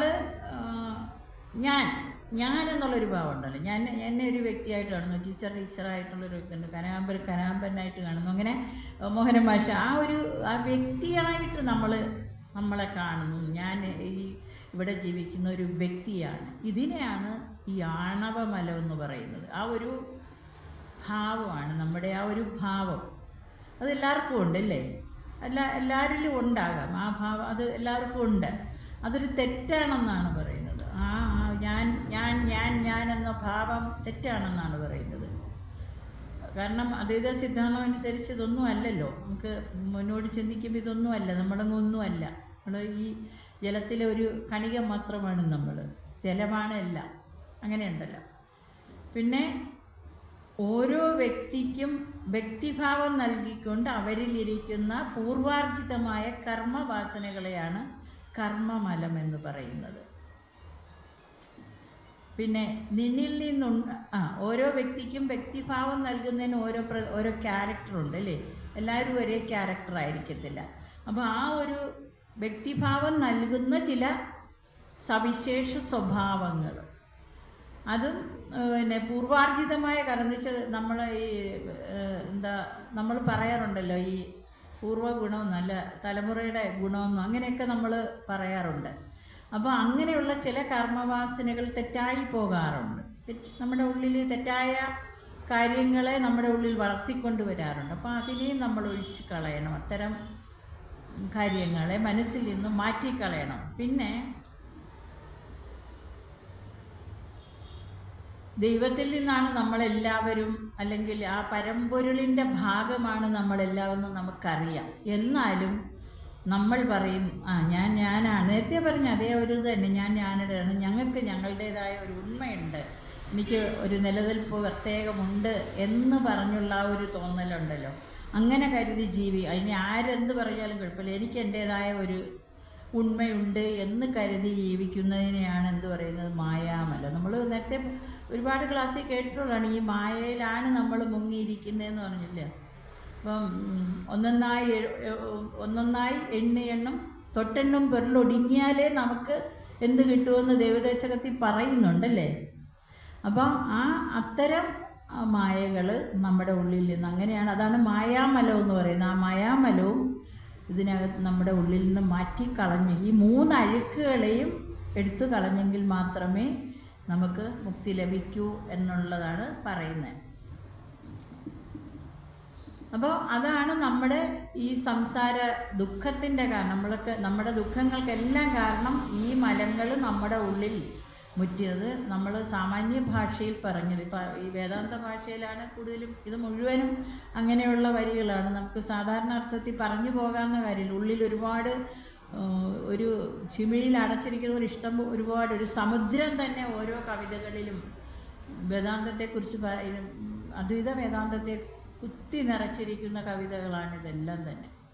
അപ്പോൾ ഗുരുവിൻ്റെ അത്രയും ഗ്രാഹ്യം, അത് അത്ഭുതപ്പെട്ടു പോകും അദ്ദേഹത്തിൻ്റെ. അതും വളരെ ലളിതമായ, വളരെ തേനൂറുന്ന മധുരമായ വരികളിലൂടെയാണ്, ആ മധുരമായ തമിഴ് ഭാഷയിലൂടെ ഗുരു ഇത്രയും പറഞ്ഞിരിക്കുന്നു എന്ന് പറയുമ്പോൾ ഗുരുവിനെ നമിക്കാതെ പോകാൻ കഴിയില്ല. അപ്പോൾ ഇവിടെ അപ്പോൾ ഈ അഴുക്കുകളെ നീക്കം ചെയ്ത് എങ്കിൽ മാത്രമേ നമ്മുടെ ദുഃഖത്തിനൊരു ശമനം ഉണ്ടാകുകയുള്ളൂ. ആഴ്വായ് നീ എന്നാവിയോട് യാക്കൈപ്പൊരുൾ മുമ്മലമുതിരും അങ്ങനെ അത് ഏത് അവസ്ഥയിലാണ് അങ്ങനെയുള്ള ഒരവസ്ഥ നമ്മുടെ ഈ സംസാര ദുഃഖമാകുന്ന ആ അവസ്ഥയെന്ന് പറയുന്നത് എന്തുപോലെയാണെന്നാണ് പറയുന്നത്. തേൾവായ് ഇടൈ ഇറ്റിരിയാമൽ. തേളിൻ്റെ വായ്ക്കകത്ത് പെട്ടാലുള്ളൊരു സ്ഥിതി അറിയാമല്ലോ. തേളിൻ്റെ ഒരു കുത്ത് കൊള്ളുമ്പോൾ തന്നെ നമുക്ക് ജീവൻ പോകുന്ന വേദനയാണ്. അപ്പം തേള് വായ്ക്കകത്ത് ഇങ്ങനെ നമ്മളെ കടിച്ച് പിടിച്ചിരിക്കുമ്പോൾ നമുക്ക് അവിടെ കിടന്ന് തിരിയാൻ പറ്റാത്ത ഒരവസ്ഥയുണ്ട്. തിരിയാൻ പറ്റാത്തതായ അവസ്ഥ. അങ്ങനെ ഞാൻ വട്ടം തിരിയുന്ന, ഞാൻ ആ തേളിൻ്റെ വായ്ക്കകത്തിരിക്കുന്ന ആ അവസ്ഥയിലിരിക്കുന്ന എന്നെ അല്ലയോ തേവേ എന്ന് പറയുന്നത് തേവേ, അല്ലയോ ഭഗവാനെ, ദൈവമേ, കാവായി എന്നെ കാത്തുകൊണ്ടാലും എന്നെ ആ തേൾവായിടയിൽ നിന്ന് സംസാര ദുഃഖമാകുന്ന അല്ലെങ്കിൽ ഈ മുമ്മലം ഉതിരുന്ന എൻ്റെ ശരീരത്തിൽ നിന്ന് ആ അഴുക്കുകളെ നീക്കി തേളിൻ്റെ വായ്ക്കകത്ത് പെട്ടിരിക്കുന്നത് പോലെ തിരിയാൻ വയ്യാതിരിക്കുന്ന എന്നെ അല്ലയോ ഭഗവാനെ അങ്ങ് കാവായി കാത്തുകൊണ്ടാലും. കാവായൊക്കെ തമിഴ് വാക്കുകളാണ്. കാവായി രക്ഷിച്ചാലും. ഞാൻ പറയുന്നത് മനസ്സിലാവുന്നുണ്ടോ? ഭാഷ ഇതിവിടെയുണ്ട്. പെരിയോയെ, അല്ലയോ പെരിയവനായ ഭഗവാനെ, മഹാത്മാവെ, അവിടുന്ന് രക്ഷിക്കുക. അടുത്ത വരിയോ? നാൾവാടന്തം. അപ്പം ഇതുമൂലം നാൾവാടന്തം, വാട് അന്തം, നാളുകൾ എന്ന് പറഞ്ഞാൽ ദിവസങ്ങൾ, ദിനങ്ങൾ, ദിവസങ്ങൾ, വാട് അന്തം, പെട്ടെന്ന് വേഗത്തിൽ അവസാനിക്കുന്നു അല്ലേ? സമയം നമ്മളെ കാത്തു നിൽക്കാറുണ്ടോ? നമ്മളെപ്പോഴും പറയും നമ്മളെ കാത്തു നിൽക്കാത്ത ഒരേ ഒരു കാര്യമേ ഉള്ളൂ. എന്താണ്? സമയമാണ് അല്ലേ? ഇന്ന് ചെയ്യേണ്ടത് ഇന്ന് ചെയ്തില്ലെങ്കിൽ പിന്നീട് നമുക്കതിനെ അവസരം കിട്ടിയില്ല. ഞങ്ങൾ കൊച്ചു കുട്ടികളെ പഠിപ്പിക്കാൻ പോകുമ്പോൾ ഞാനിത് എപ്പോഴും പറയാറുള്ള ചെറിയ കുഞ്ഞുങ്ങളോട്, നമുക്ക് ഒരിക്കലും നിങ്ങളുടെ കൂടെ ഒപ്പം യാത്ര ചെയ്യുന്നതാണ്, പക്ഷേ കൈവിട്ടു പോയാൽ പിന്നെ തിരിച്ചു പോകാൻ പറ്റാത്ത ഒന്നെന്ന് പറയുന്നത് നമ്മുടെ സമയമാണ്. അപ്പോൾ ഈ നാളുകൾ, നമ്മുടെ ജീവിതം, അതിൻ്റെ നാളുകൾ ഇങ്ങനെ പെട്ടെന്ന് കടന്നു പോയിക്കൊണ്ടിരിക്കുകയാണ്. നരുനരന എന്നാണ് ആ വാക്ക് തമിഴിൽ. വേഗത്തിൽ, നരുനരന, വേഗത്തിൽ നമ്മുടെ നാളുകൾ കടന്നു പോയിക്കൊണ്ടിരിക്കുകയാണ്. അപ്പോൾ ആ വേഗത്തിൽ കടന്നു പോയിക്കൊണ്ടിരിക്കുമ്പോഴും നമ്മളെ ഞെരുക്കിൻ്റെത്, ഞങ്ങളെ ഈ സംസാര ദുഃഖം ഞങ്ങളെ ഞെരുക്കിൻ്റെന്നല്ല പറഞ്ഞേക്കുന്നത്, ഞാനത് നെരുക്കിൻ്റെത്, ഞങ്ങളെ ഞെരുക്കുന്നത്, ഞങ്ങളെ വല്ലാതെ ബുദ്ധിമുട്ടിക്കുന്നത്. പാരരുമാനൂർ, പാരെന്ന് പറഞ്ഞാൽ കാണുക, അല്ലയോ ഭഗവാനെ അങ്ങ് കാണുക. അരുമാനൂർ നാൾവാൺ ഇൻട്രാഡാരായോ, എന്ന് പറഞ്ഞാൽ അല്ലയോ ഭഗവാനെ, ഞങ്ങളെ ഈ സമയം, ഞങ്ങളുടെ ജീവിതത്തിൽ നിന്ന് സമയം ഓടി അകലുകയാണ്. ആ ഓടി അകലുന്ന ജീവിതത്തിൽ നമുക്കൊന്ന് പിടിച്ചു നിൽക്കാൻ പറ്റുന്നില്ല. നാളെ ചെയ്യാം എന്ന് പറഞ്ഞിരിക്കുന്ന ഒരു കാര്യവും നമുക്ക് നമ്മുടെ കൈപ്പിടിയിൽ ഒതുക്കാൻ പറ്റുന്നില്ല. നമ്മുടെ കൺട്രോളിൽ സമയം നിൽക്കാത്ത ഈ അവസരത്തിൽ നമുക്കൊരു ചോദ്യം വരാം, ഞാൻ എന്തു നേടി? ഞാൻ ഈ ജീവിതത്തിൽ എന്തു നേടി? തിരിഞ്ഞു നോക്കുമ്പോൾ ശൂന്യതയാണ് കാണുന്നത് പലപ്പോഴും. എല്ലാവർക്കും അങ്ങനെയാണെന്ന് ഞാൻ പറഞ്ഞില്ല. ഞാൻ എന്തു നേടി? ഞാൻ ഇത്ര നാൾ, ഞാനൊരു 60 വയസ്സ് വരെ ജീവിച്ചു, ഞാൻ എൻ്റെ ജീവിതത്തിൽ എന്താണ് നേടിയത്? തിരിഞ്ഞു നോക്കുമ്പോൾ നമുക്ക് നിരാശ വരരുത്. എനിക്കൊരുപാട് കാര്യങ്ങൾ ചെയ്യാമായിരുന്നു എന്ന് തോന്നലുണ്ടാകാം അല്ലേ? കുറച്ചുകൂടെ ഞാൻ അല്ലെങ്കിൽ എൻ്റെ പഴയ കുറച്ചുകൂടെ ഉള്ള സമയത്ത് പലരും പറയത്തില്ലേ, നല്ലവണ്ണം ജീവിക്കാവുന്ന അവസരത്തിൽ നല്ലവണ്ണം ജീവിക്കാതെ തോന്നിയ രീതിയിൽ നടന്നിട്ട് പിന്നീട് ഇരുന്ന് വിഷമിച്ചിട്ട് കാര്യമുണ്ടോ?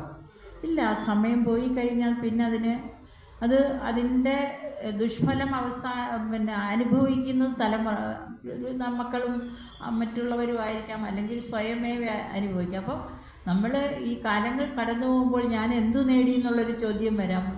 എന്തു നേടി എന്ന് ചോദിക്കുമ്പോൾ എനിക്കൊന്നും പറയാനില്ലാത്ത, അല്ലെങ്കിൽ കുറച്ച് സമയം കൂടി എനിക്ക് കിട്ടിയിരുന്നെങ്കിൽ എനിക്കിതൊക്കെ ചെയ്യാമായിരുന്നു എന്ന് ആലോചിച്ച് വരുമ്പോഴത്തേക്കും നമ്മൾ ഏതു നിമിഷവും നമ്മുടെ നേരത്തെ പറഞ്ഞ ആവിയായി പോവാം അല്ലേ? ഏത് നിമിഷവും നിൽക്കുന്ന നിൽപ്പിൽ ആവിയായി പോകാവുന്ന അത്രയും ചെറുതാണ് ഇത് നമ്മുടെയൊക്കെ ഓരോ ജീവിതവും. അപ്പോൾ അതിനുള്ള ഒരു ആശ്വാസത്തിനാണ് എന്ത് വേണ്ടത്? നാൾവാൺ ഇൻട്രാടാരായോ നാഥാ നൈനാർ നായകമേ. നാൾ വാഴ് നിൻ താൾ താരായോ എന്നാണ്. നാൾ വാൺ ഇൻട്രാടാരായോ. നാള് സദാ, നാൾ വാഴെന്ന് പറഞ്ഞാൽ എല്ലായ്പ്പോഴും വാഴുന്ന, സദാ വാഴുന്ന, നാൾ വാഴ്, നാൾ കഴിക്കുന്ന, എപ്പോഴും വസിക്കുന്ന എന്നൊക്കെ പറയാം. വാൺ നിൻ താൾ എന്ന് പറഞ്ഞാൽ നിൻ്റെ പാദം, നിൻ്റെ പദകമലം, ഇതാണ് ഉദ്ദേശിക്കുന്നത്. നിൻ്റെ കാലടി, നിൻ്റെ പാദം. താരായോ തന്ന് അനുഗ്രഹിക്കണമേ. നമുക്ക് ഇതിൽ നിന്ന് രക്ഷപ്പെടാനാണ്. തേളിൻ്റെ വായിൽ നിന്ന് നമുക്ക് രക്ഷപ്പെടണമെങ്കിൽ അല്ലയോ പെരിയോനെ, നിൻ്റെ കാൽപാദം ഞങ്ങൾക്ക് തന്ന് അനുഗ്രഹിക്കണമേ. നാൾവാൺ ഇൻട്രാടാരായോ നാഥാ നൈനാർ നായികമേ എന്നാണ് പറയുന്നത്. നാഥനും നൈനാർമാർക്ക് നായകനുമായിട്ടുള്ള അല്ലയോ ദേവദേവ, ശ്രേഷ്ഠനായ നൈനാര്, അവിടുത്തെ പാദം തന്ന് അവിടുത്തെ കാലടികളിൽ അർപ്പിക്കാൻ, അല്ലെങ്കിൽ ഞങ്ങൾക്ക് അവിടുത്തെ അനുഗ്രഹം തന്ന് ഞങ്ങളെ ഈ ഒരു കുരുക്കിൽ നിന്ന്, ഈ കുഴപ്പങ്ങളിൽ നിന്ന് ഞങ്ങളെ രക്ഷിക്കണമേ എന്നുള്ള എന്ന ഭക്തൻ്റെ അർത്ഥനയാണ് നമ്മൾ ഈ വരികളിൽ കാണുന്നത്. അപ്പോൾ അങ്ങനെ നമ്മൾ ഭഗവാൻ നമുക്ക് കാൽപാദം തരണമെങ്കിൽ നമ്മൾ എന്ത് ചെയ്യണം? ഭഗവാനെ നമ്മൾ കണ്ടെത്തണം അല്ലേ? ആ കണ്ടെത്തണമെങ്കിൽ നേരത്തെ പറഞ്ഞ നമ്മുടെ ഉള്ളിലുള്ള അഴുക്കുകളെ, നമ്മൾ മുമ്മലോ എന്നൊക്കെ പറയുന്നെങ്കിലും നമ്മുടെ ഉള്ളിലുള്ള അഴുക്കുകളെ, ദുർവാസനകളെ, അല്ലെങ്കിൽ നമ്മുടെ ഉള്ളിലുള്ള വേണ്ടാത്തതായത് എല്ലാത്തിനെയും നമ്മൾ പാടെ തുടച്ചു നീക്കി ഭഗവാനോട് അർത്ഥിച്ചെങ്കിൽ മാത്രമേ എന്ത് കിട്ടൂ? നമുക്ക് ഭഗവാന്റെ കാൽപാദം നമുക്ക് കൈവരൂ, അല്ലെങ്കിൽ ഭഗവാന്റെ അനുഗ്രഹം നമുക്ക് കിട്ടുകയുള്ളൂ. അടുത്തലോട്ട് പോവാമല്ലോ.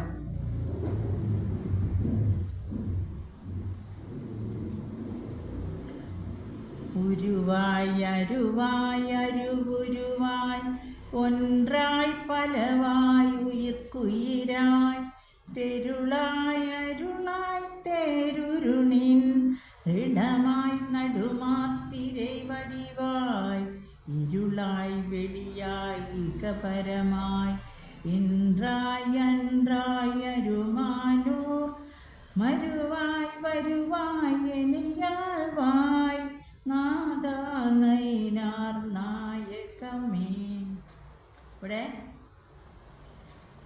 ഉരുവായി അരുവായി, മറ്റേത് നേരത്തെ പറഞ്ഞ് ഉരുവിൻ്റെ അർത്ഥം ഞാൻ പറഞ്ഞു. ഉരുവായി അരുവായി എന്നുള്ളതിൻ്റെ ഉരുവെന്ന് പറഞ്ഞാൽ ശരീരം തന്നെയാണ്, നേരത്തെ പറഞ്ഞു കഴിഞ്ഞാണ്. അതായത് രൂപമായി, സ്വരൂപനായി. അരുവായി, അരുവെന്താണ്? അരൂപിയായി. നമുക്കറിയാം ഈ വിരുദ്ധമായി പറയാറുണ്ടല്ലോ, രാവ് പകൽ. ഉപനിഷത്തുകളിലൊക്കെ നമ്മൾ പലയിടത്തും വായിക്കുമ്പം ഗുരുദേവ കൃതികളിൽ തന്നെ നമ്മൾ ഇതുപോലുള്ള വൈരുദ്ധ്യമാർന്ന പദപ്രയോഗങ്ങൾ അല്ലെങ്കിൽ അതുപോലെയുള്ള ഭാവങ്ങളെ കാണിക്കാൻ ഉണ്ട്. ഉരുവായിട്ട്, രൂപിയായിട്ടും സ്വരൂപിയായിട്ടും അരൂപിയായിട്ടും ഈശ്വരനുണ്ട് അല്ലേ? ഉരുവായി അരുവായി അരുവുരുവായി. അരുവുരുവായി എന്ന് വെച്ചാൽ രൂപിയായും അരൂപിയായിട്ട്, രൂപമുള്ളവനായിട്ടായാലും രൂപമില്ലാത്ത അവസ്ഥയിലും. അപ്പം അവിടെ പറയുന്നത് രൂപിയായിട്ട് കാണുമ്പോൾ, ഇപ്പം നമ്മളെല്ലാം കാണുന്നു, ഈ പ്രപഞ്ചത്തെ കാണുന്നു, ഇതെല്ലാം കാണുമ്പോൾ പ്രപഞ്ചം മുഴുവനും രൂപിയായിട്ട് കാണുമ്പോഴാണ്. പക്ഷേ അരൂപിയായിട്ട് കാണുമ്പോൾ അങ്ങനെയാണോ? അല്ല. അപ്പോൾ അതെങ്ങനെയാണ്? സകല പ്രപഞ്ചത്തിനും കാരണസത്യമായി നിറഞ്ഞിരിക്കുന്ന അദൃശ്യ സത്യമായിട്ടാണ് അരൂപിയായിട്ടുള്ള ഭഗവാനെ നമ്മൾ നമ്മുടെ ഉൾക്കണ്ണിൽ കണ്ടാലേ പറ്റും. ആ ഒരു അവസ്ഥയിലോട്ടൊക്കെ എത്തണമെങ്കിൽ കുറച്ച് ബുദ്ധിമുട്ടുണ്ടാവും. അപ്പോൾ ഉരുവായി രൂപമായും, അരുവായി അരൂപിയായിട്ടും, പിന്നെ അരുവുരുവായി രൂപിയായും അരൂപിയായും, അല്ലെങ്കിൽ അരൂപനും സരൂപനുമായിട്ടും. അവിടെ ഒരു ഉദാഹരണം പറയാൻ പറ്റും. ഇപ്പോൾ സ്വർണ്ണത്തെ നമ്മൾ ഈ കവിതകളിലല്ല, ഒരുപാട് കവിത, ഇപ്പം ആത്മോപദേശ ശതകം മൊത്തം എടുത്തു വെച്ച് നോക്കിയാൽ നമുക്കിത് തന്നെയാണ് അങ്ങോട്ടും ഇങ്ങോട്ടും. അതിൽ ഒരുപാട് കാര്യങ്ങൾ തന്നെയാണ് മറ്റൊരു ഭാഷയിൽ ഗുരു പറഞ്ഞു വെച്ചിരിക്കുന്നേ ഉള്ളൂ. അപ്പോൾ സ്വർണ്ണത്തെ നോക്കിയാൽ സ്വർണം ഒരു രൂപത്തിൽ, പിന്നെ അത് ആഭരണങ്ങളായിട്ട് വരുമ്പോൾ പല രൂപത്തിലാവും. ഇതിൻ്റെ എല്ലാം സത്യമായിട്ട് വരുന്ന സ്വർണം തന്നെയാണ്. പക്ഷേ ആ സ്വർണം എന്നുള്ളത് നമ്മൾ ആ ഇതായിട്ട് കാണുന്നില്ല, ആ അരൂപിയായിട്ടാണ് അതിൻ്റെ സത്ത നമുക്ക് കാണുന്നത്. ഈ രണ്ട് രൂപവും നമ്മൾ കാണുന്നുണ്ട്. പക്ഷെ അതിൻ്റെ സത്ത എന്താണെന്നുള്ളത് അദൃശ്യ സത്യം തന്നെയാണ്. നമ്മൾ തിരമാലകളെയും പറയാറുണ്ട്. കടലിലെ തിരമാലകൾ, ജലവും തിരമാലയുമായിട്ട് ബന്ധിപ്പിച്ച് നമ്മൾ പറയാറുണ്ട്. അതൊക്കെ ഒരുപാട് ഉദാഹരണങ്ങൾ നമ്മൾ കേട്ടതാണ്, ഒരുപാട് ക്ലാസ്സുകളിലൂടെ എടുത്തു പോകുന്നതാണ്. അപ്പോൾ ഒന്നുകിൽ ആഭരണമായിട്ടിരിക്കണം സ്വർണം, അല്ലെങ്കിൽ സ്വർണം ഇതായിട്ടിരിക്കണം, അങ്ങനെയല്ലേ പറ്റൂ.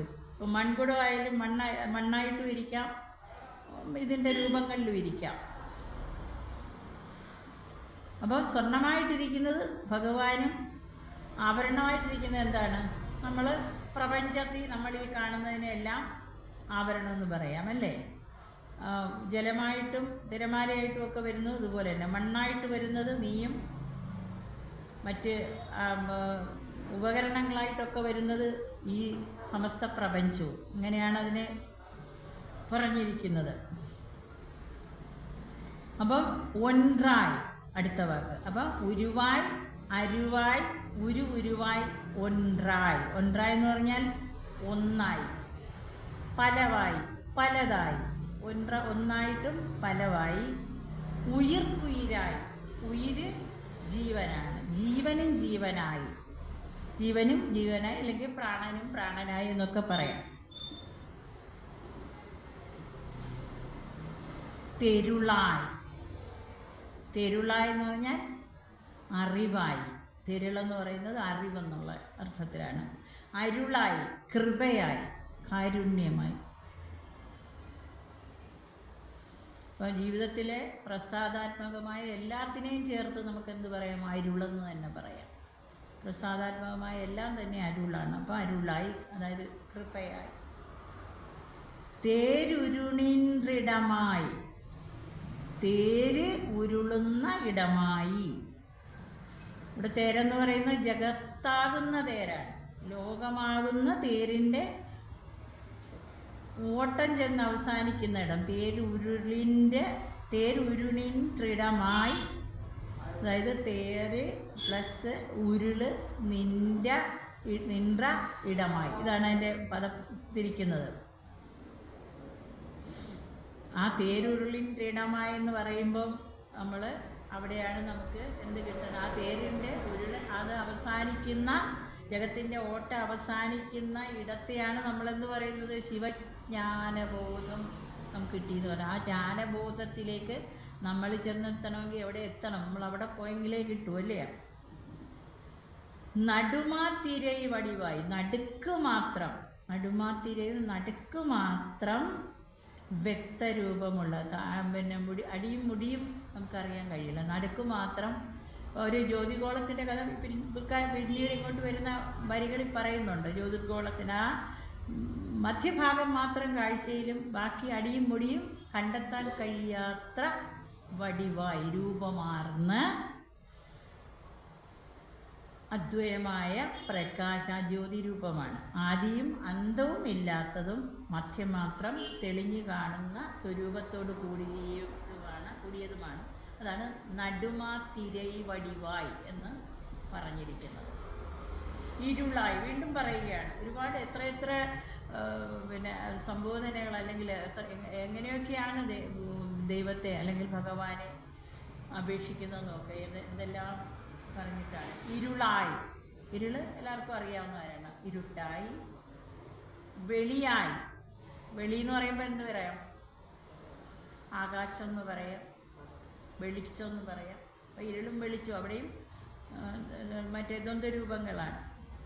ഈക്ക പരമായി, ഈക്ക ഇഹ അല്ല ഈക്ക, ഈക്ക പരം.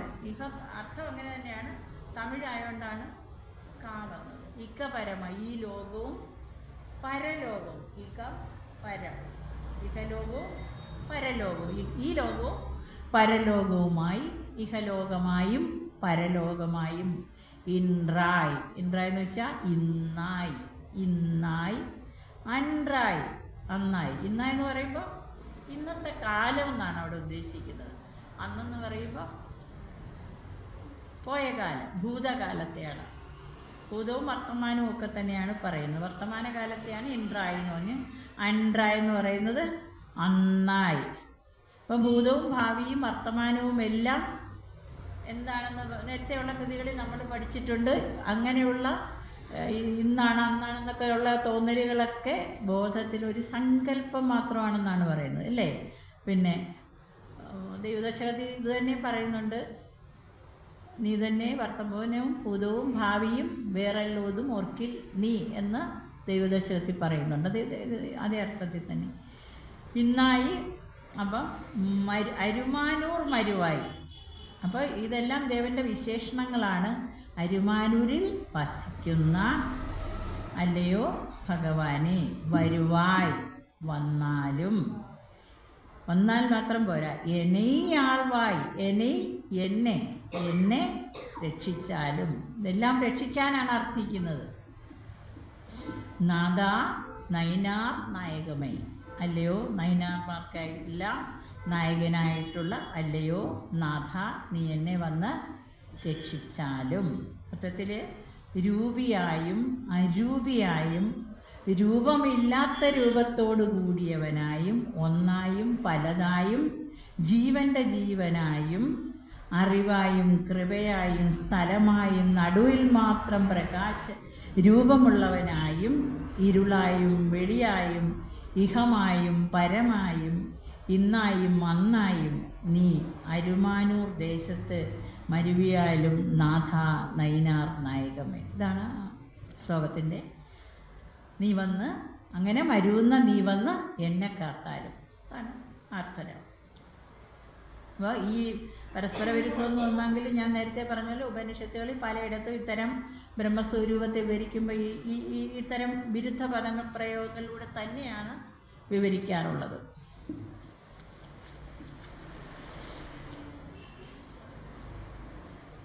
അടുത്ത ഇതിലോട്ട് പോകാമല്ലോ. ഞാൻ വായിക്കാം. 4-ാമത്തെ സ്പീഡിൽ പോവുകയാണ്.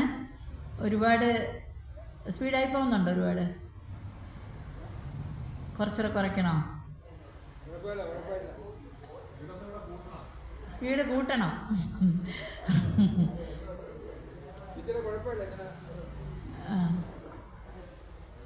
ഇതിൽ കൂടുതൽ എനിക്ക് പറ്റത്തില്ല സ്പീഡ് കൂട്ട. ഇല്ലേ, പറഞ്ഞു പോകണ്ടേ. ഒന്നാമത് കൃതി തമിഴിലുള്ളല്ലേ. അടുത്തത് വാനായി മലയായി വാടീനും വാണാൾ വീണായി അഴിയുമുനൻ ഊനായുയിരായുടയോനായി ഒൻറായി മൂன்றாய் മാരായോ കാനായി അനലായി കനൈക്കടലായി കാരായി വെളിയായി അരുമാനൂർ താനായി നിൽക്കും തർപ്പരമുൻ താഴ്ത്താ നൈനാർ നായകമേ. വീണ്ടും ഭഗവാനെ ഓരോ വിശേഷണങ്ങളോട് വിശേഷിപ്പിക്കുകയാണ്. വാനായി, നമുക്കെല്ലാവർക്കും അറിയാവുന്നതാണ്. വാനായി, ആകാശമായി. മലയായി, മലയായി എന്ന് വെച്ചാൽ മലയായി. വാടീനും, വാടി, വാടി എന്ന് പറഞ്ഞാൽ നമ്മുടെ മലയാള ഭാഷയിലെ വാടി എന്നുള്ള അതേ അർത്ഥം തന്നെയാണ്. വാടിത്തളർന്ന, വാടിയ. വാടിയിനും എന്ന് പറയുമ്പോൾ ഇനും എന്ന് പറഞ്ഞാൽ ഇനിയും. വാണാൾ, വാനായി മലയായി വാടിയിനും വാണാൾ വീണ അഴിയുമുനൻ. വാണാൾ ജീവിതകാലം, എൻ്റെ ജീവിതം. വീണായി, ആഴായി വീണു പോകുന്നുള്ളതാണ്. വീണാൾ നിഷ്പ്രയോജനമായി പോകുമോ എന്നുള്ളത്. അഴിയുമുൻ, അഴിയുക എന്ന് പറഞ്ഞാൽ അവസാനിക്കുന്നതാണ്. അപ്പോൾ അല്ലയോ ഭഗവാന്, എൻ്റെ ജീവിതം നിഷ്പ്രയോജനമായി അഴിയുന്നതിന് മുമ്പ്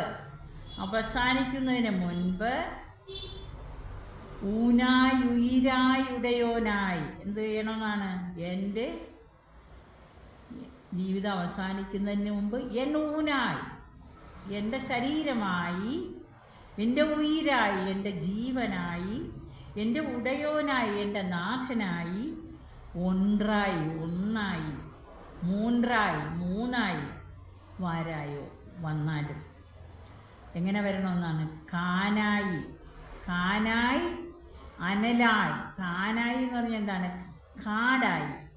അനലായി എന്ന് പറയുമ്പോൾ നമുക്ക് അനലെന്നുള്ള വാക്കിൻ്റെ അറിയാം. അനലൻ എന്നുള്ള അർത്ഥത്തിൽ അനലായി, തീയായി വരണം. പിന്നെയോ കനൈക്കടലായി. കനൈക്കടൽ എന്ന് പറയുമ്പോൾ ഇരമ്പുന്ന സമുദ്രമായിട്ട് നീ വരണം.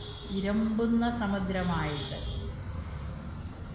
കാരായി, വീണ്ടും കാരായി എന്ന് പറഞ്ഞാൽ കാറായി, കാർമേഘമായി അല്ലെങ്കിൽ കാറായിട്ട്, വെളിയായിട്ട്.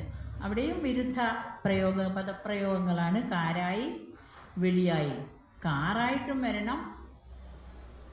പിന്നെയോ ആകാശമായി അല്ലെങ്കിൽ ചിതാകാശമായി അല്ലെങ്കിൽ വെളിയായി, വെളിച്ചമായിട്ടും തന്നെ. ഇരുളായും വെളിച്ചമായി. നേരത്തെ പറഞ്ഞ അത് തന്നെ മറ്റൊരു രൂപത്തിൽ പറയുന്നുണ്ട്.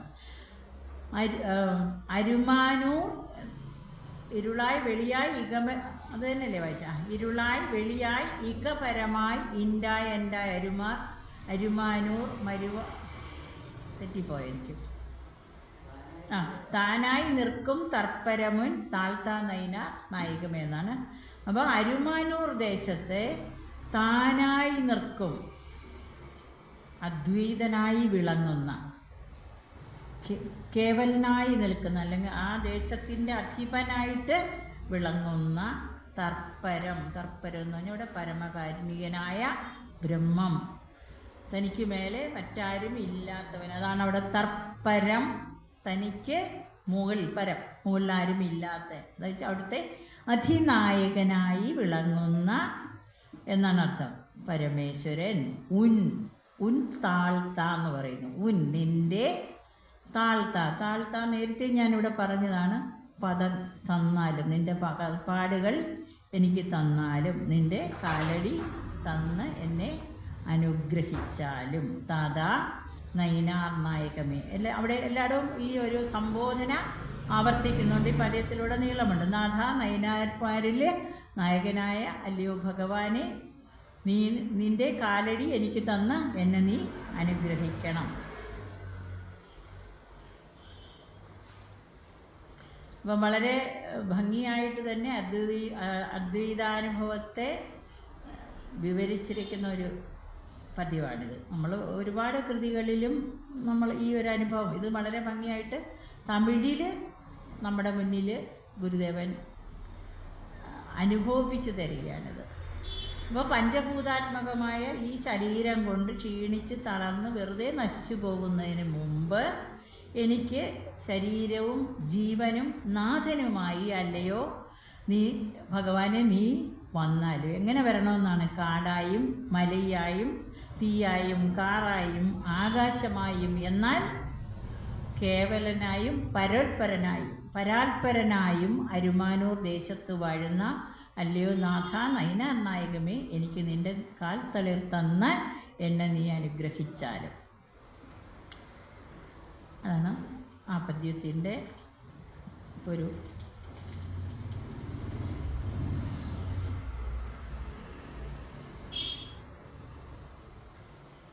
അടുത്ത പദ്യത്തിലോട്ട് പോവാം. പൂവായി മണമായി പുനരസമായി പൊടിയായി മുടിയായി നെടിയോനായി തീവായി ഉരുവായി തിരിജിയമായി തേനാരമുതായി തികയുണ്ടായി നീവാ കാവായി എനയാൾവായി നിത്താ ചുത്താരിമാനോ തേവാ മൂവാ മുതൽ മോനെ തേനേ നൈനാർ നായകമേ. ഇവിടെയും ഭക്തന് എന്നെ രക്ഷിക്കണേ എന്നുള്ള പ്രാർത്ഥന തന്നെയാണ്. എല്ലാം മിക്കവാറും ഇല്ല, അതിനകത്തെല്ലാം തന്നെ അങ്ങനെ തന്നെയാണ്. അപ്പോൾ എന്താണ് ഇവിടെയും ആ ഒരു സംബോധനയാണ്. പൂവായി, പൂവെന്ന് പറഞ്ഞാൽ പ്രത്യേകിച്ച് പൂ തന്നെയാണ്. മണമായി, പൂവിൻ്റെ മണമായി, പുനരസമായി. അവിടെ പൂവിലെ തേനായി, പുനരജമായി എന്ന് ചില ഗ്രന്ഥങ്ങളിലുണ്ട്. രണ്ട് രീതിയിലും പറയുന്നുണ്ട്. പൊടിയായി, മുടിയായി, നെടിയോനായി. പൊടിയായി എന്ന് പറഞ്ഞാൽ നമുക്കറിയാം, നമ്മൾ അണുവായി, ആ ഒരു അണുവായും മുടിയായി. അടിയേറ്റത്തിൻ്റെ കാര്യം നേരത്തെ പറഞ്ഞു, തിരൈ വടിവായെന്ന് പറഞ്ഞല്ലോ. അപ്പം അണുവായും പിന്നെയോ മുടിയായി എന്ന് പറയുമ്പോൾ പരമോച്ച സ്ഥിതിയിലായി, പരമകാരണനായി വിളങ്ങുന്ന ഭഗവാനോട് അർത്ഥിക്കുകയാണല്ലോ. നെടിയോനായി, നെടിയോൻ എന്ന് പറഞ്ഞാൽ ഭഗവാൻ സർവത്ര ഈ പ്രപഞ്ചത്തിൽ വ്യാപിച്ചു നിൽക്കുന്നവനായിട്ടും, തീവായി ഉരുവായി. അവിടെ ആ ഭഗവാന്റെ ആ ഒരു വിശ്വരൂപം എന്നൊക്കെ പറയുന്നതിൽ ആ ഒരു വലിയ രൂപം കാണിക്കുകയാണ്. തീവായിൽ നിന്ന് വമിക്കുന്ന ശരീരമുള്ള ഒരു ആജാനുബാഹുമായ ആ ഒരു ഭഗവാനെ മുന്നിൽ ദർശിക്കുകയാണ്. തീവായിലുള്ള ഉരുവായി എന്ന് പറയുമ്പോൾ ജ്യോതിസ്വരൂപമായി, ഭഗവാന്റെ ജ്യോതിസ്വരൂപനായ ഭഗവാനായി. അങ്ങനെയും പിന്നെയോ തിരിചിയമായി. തിരിചി എന്ന് പറഞ്ഞാൽ തമിഴിൽ നമ്മൾ ദൃശ്യം എന്ന് പറയുന്നതിനാണ് തിരിചിയം. അങ്ങനെയുള്ള വാക്കുകളൊന്നും, അക്ഷരങ്ങളൊന്നും തന്നെ തമിഴില്ല. അവിടെ തിരിചിയം എന്ന് തന്നെയാണ് പറയുന്നത്. ദൃശ്യം എന്നുള്ളതിന് തിരിചിയം. ആ ദൃശ്യമായി തേനാരമുതായി. തേനാരമുതായി എന്ന് പറഞ്ഞാൽ തേനാർന്ന അമൃത്. അമൃത് തന്നെ എന്താണ്? അപ്പോൾ അതിൻ്റെ കൂടെ തേനും കൂടെ ചേരുമ്പോൾ ഉണ്ടാകുന്ന തേനാർന്ന അമൃതായി. തേൻ പോലെ ആസ്വദിക്കാവുന്ന അമൃതെന്നും അതിൻ്റെ അർത്ഥം എടുക്കാം. തികഴിൻറായ്, നീ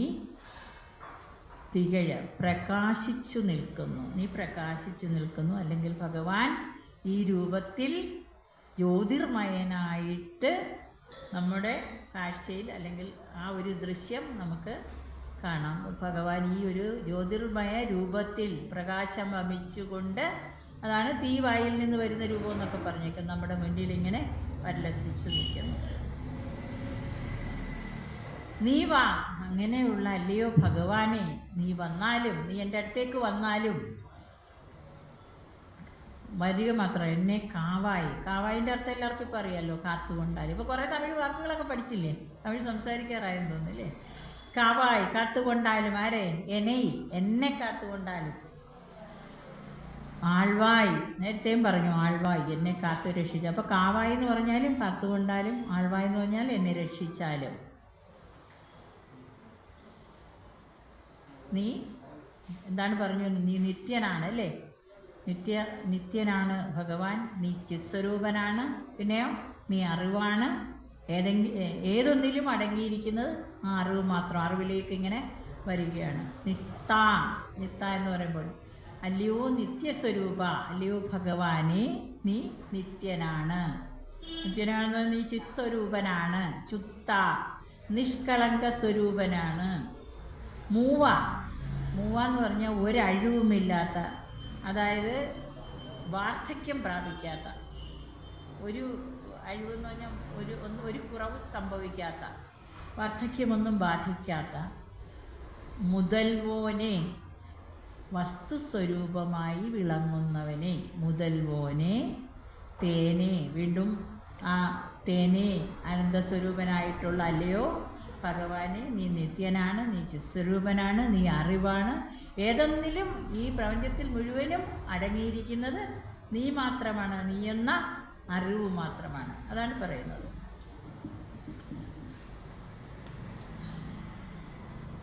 അപ്പോൾ ഇവിടെ നമ്മൾ ജ്ഞാനം എന്നുള്ള വാക്ക് കടന്നു വന്നിട്ടുണ്ട്. ഉടൽ, ഉയിർ, വിശ്വം, സ്ഥൂലം, സൂക്ഷ്മം, ഇവയിലൊക്കെയും പൊരുളായിരിക്കുന്നത് നീ എന്ന സത്യബോധത്തെ, പൊരുളായിരിക്കുന്ന നീ എന്ന സത്യബോധത്തെ ജ്ഞാനമെന്നും, നമ്മൾ സമസ്തത്തിൽ നിന്നെ കാണുന്നതിനെ വിജ്ഞാനമെന്നും പറയുന്നു. ഇതിലെല്ലാം അടങ്ങിയിരിക്കുന്ന ഭഗവാനെ ജ്ഞാനം, അതാണ് ജ്ഞാനം എന്ന് പറയുന്നത്, അറിവെന്ന് പറയുന്നത്.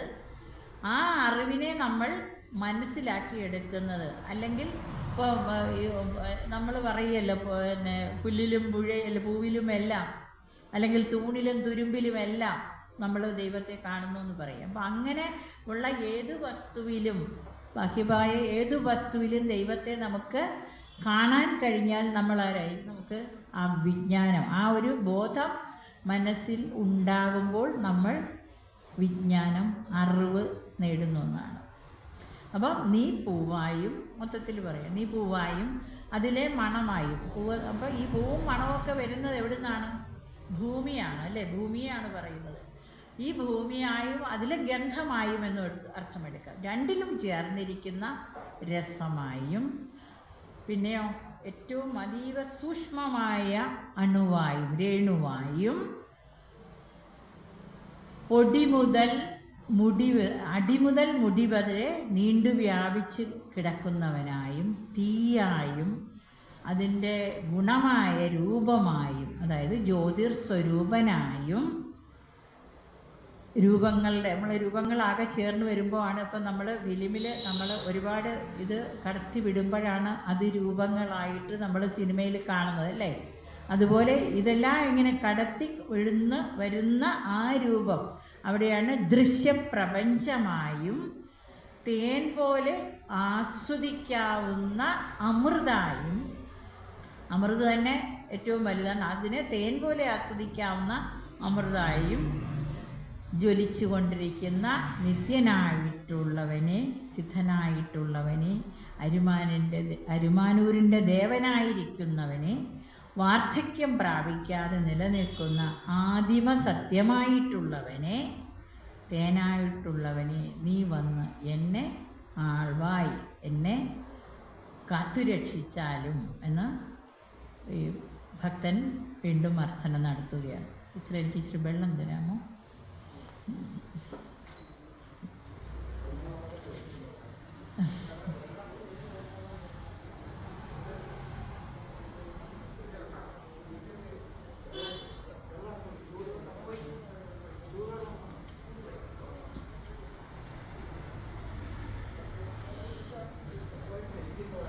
കുഴപ്പമില്ല.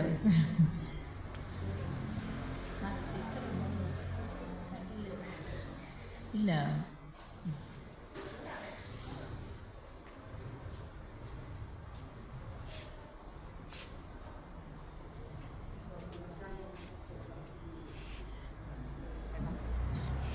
അരിയും അടുത്ത 6ാമത്തെ പദ്യത്തിലോട്ട്.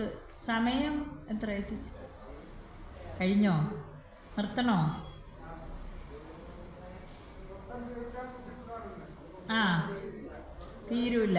അത് എനിക്ക് മനസ്സിലായി. ഇത്രയും സമയമായി, 5 എണ്ണം ആയല്ലോ. അപ്പോൾ അതുകൊണ്ട് അങ്ങനെ നമുക്ക് നിർത്താം. അപ്പം അല്ല, ഇന്ന് 10 എണ്ണം ഉണ്ട്. വലിയ ഇത് ശരിക്കും പറഞ്ഞാൽ ഒരെണ്ണം തന്നെ നമ്മൾ ഒരു ദിവസം കൊണ്ട് എടുക്കേണ്ട കൃതിയാണിത്. ഇതിപ്പം നമ്മൾ ഇവിടെ ഇങ്ങനെ എടുത്തു എന്നേ ഉള്ളൂ. ഒരെണ്ണം തന്നെ ഒരു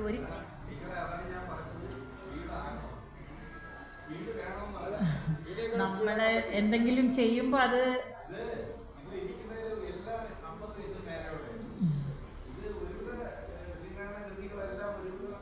അറിയാവുന്നവരാ, അതെനിക്കറിയാം.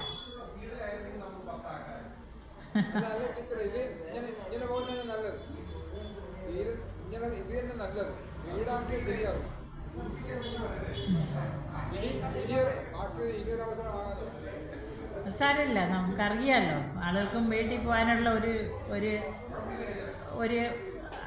എല്ലാവർക്കും പോവുകയും വേണമല്ലോ. അതും നമ്മൾ ഇതിൻ്റെ കൂടെ ആലോചിക്കേണ്ട കാര്യം തന്നെയാണ്.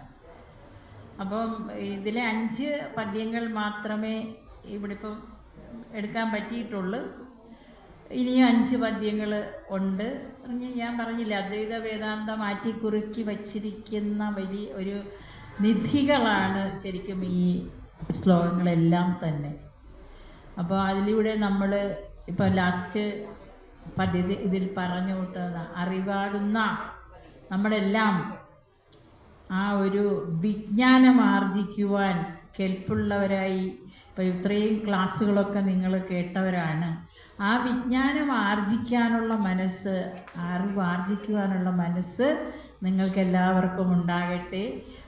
ഗുരുദേവൻ അതിനെ അനുഗ്രഹിക്കട്ടെ. നമ്മുടെ മനസ്സുകൾ നിർമ്മലമാകട്ടെ എന്ന് മാത്രം പറഞ്ഞുകൊണ്ട് ഇവിടെ എനിക്ക് ഈ അവസരം തന്ന വിജയമ്മ ടീച്ചറിനും ഇത് സംഘാടകർക്കും നന്ദി പറഞ്ഞുകൊണ്ട് എന്നെ കേട്ടിരുന്ന എല്ലാവർക്കും ഒരിക്കൽ കൂടി നന്ദി പറഞ്ഞുകൊണ്ട് നിർത്തുന്നു. നന്ദി.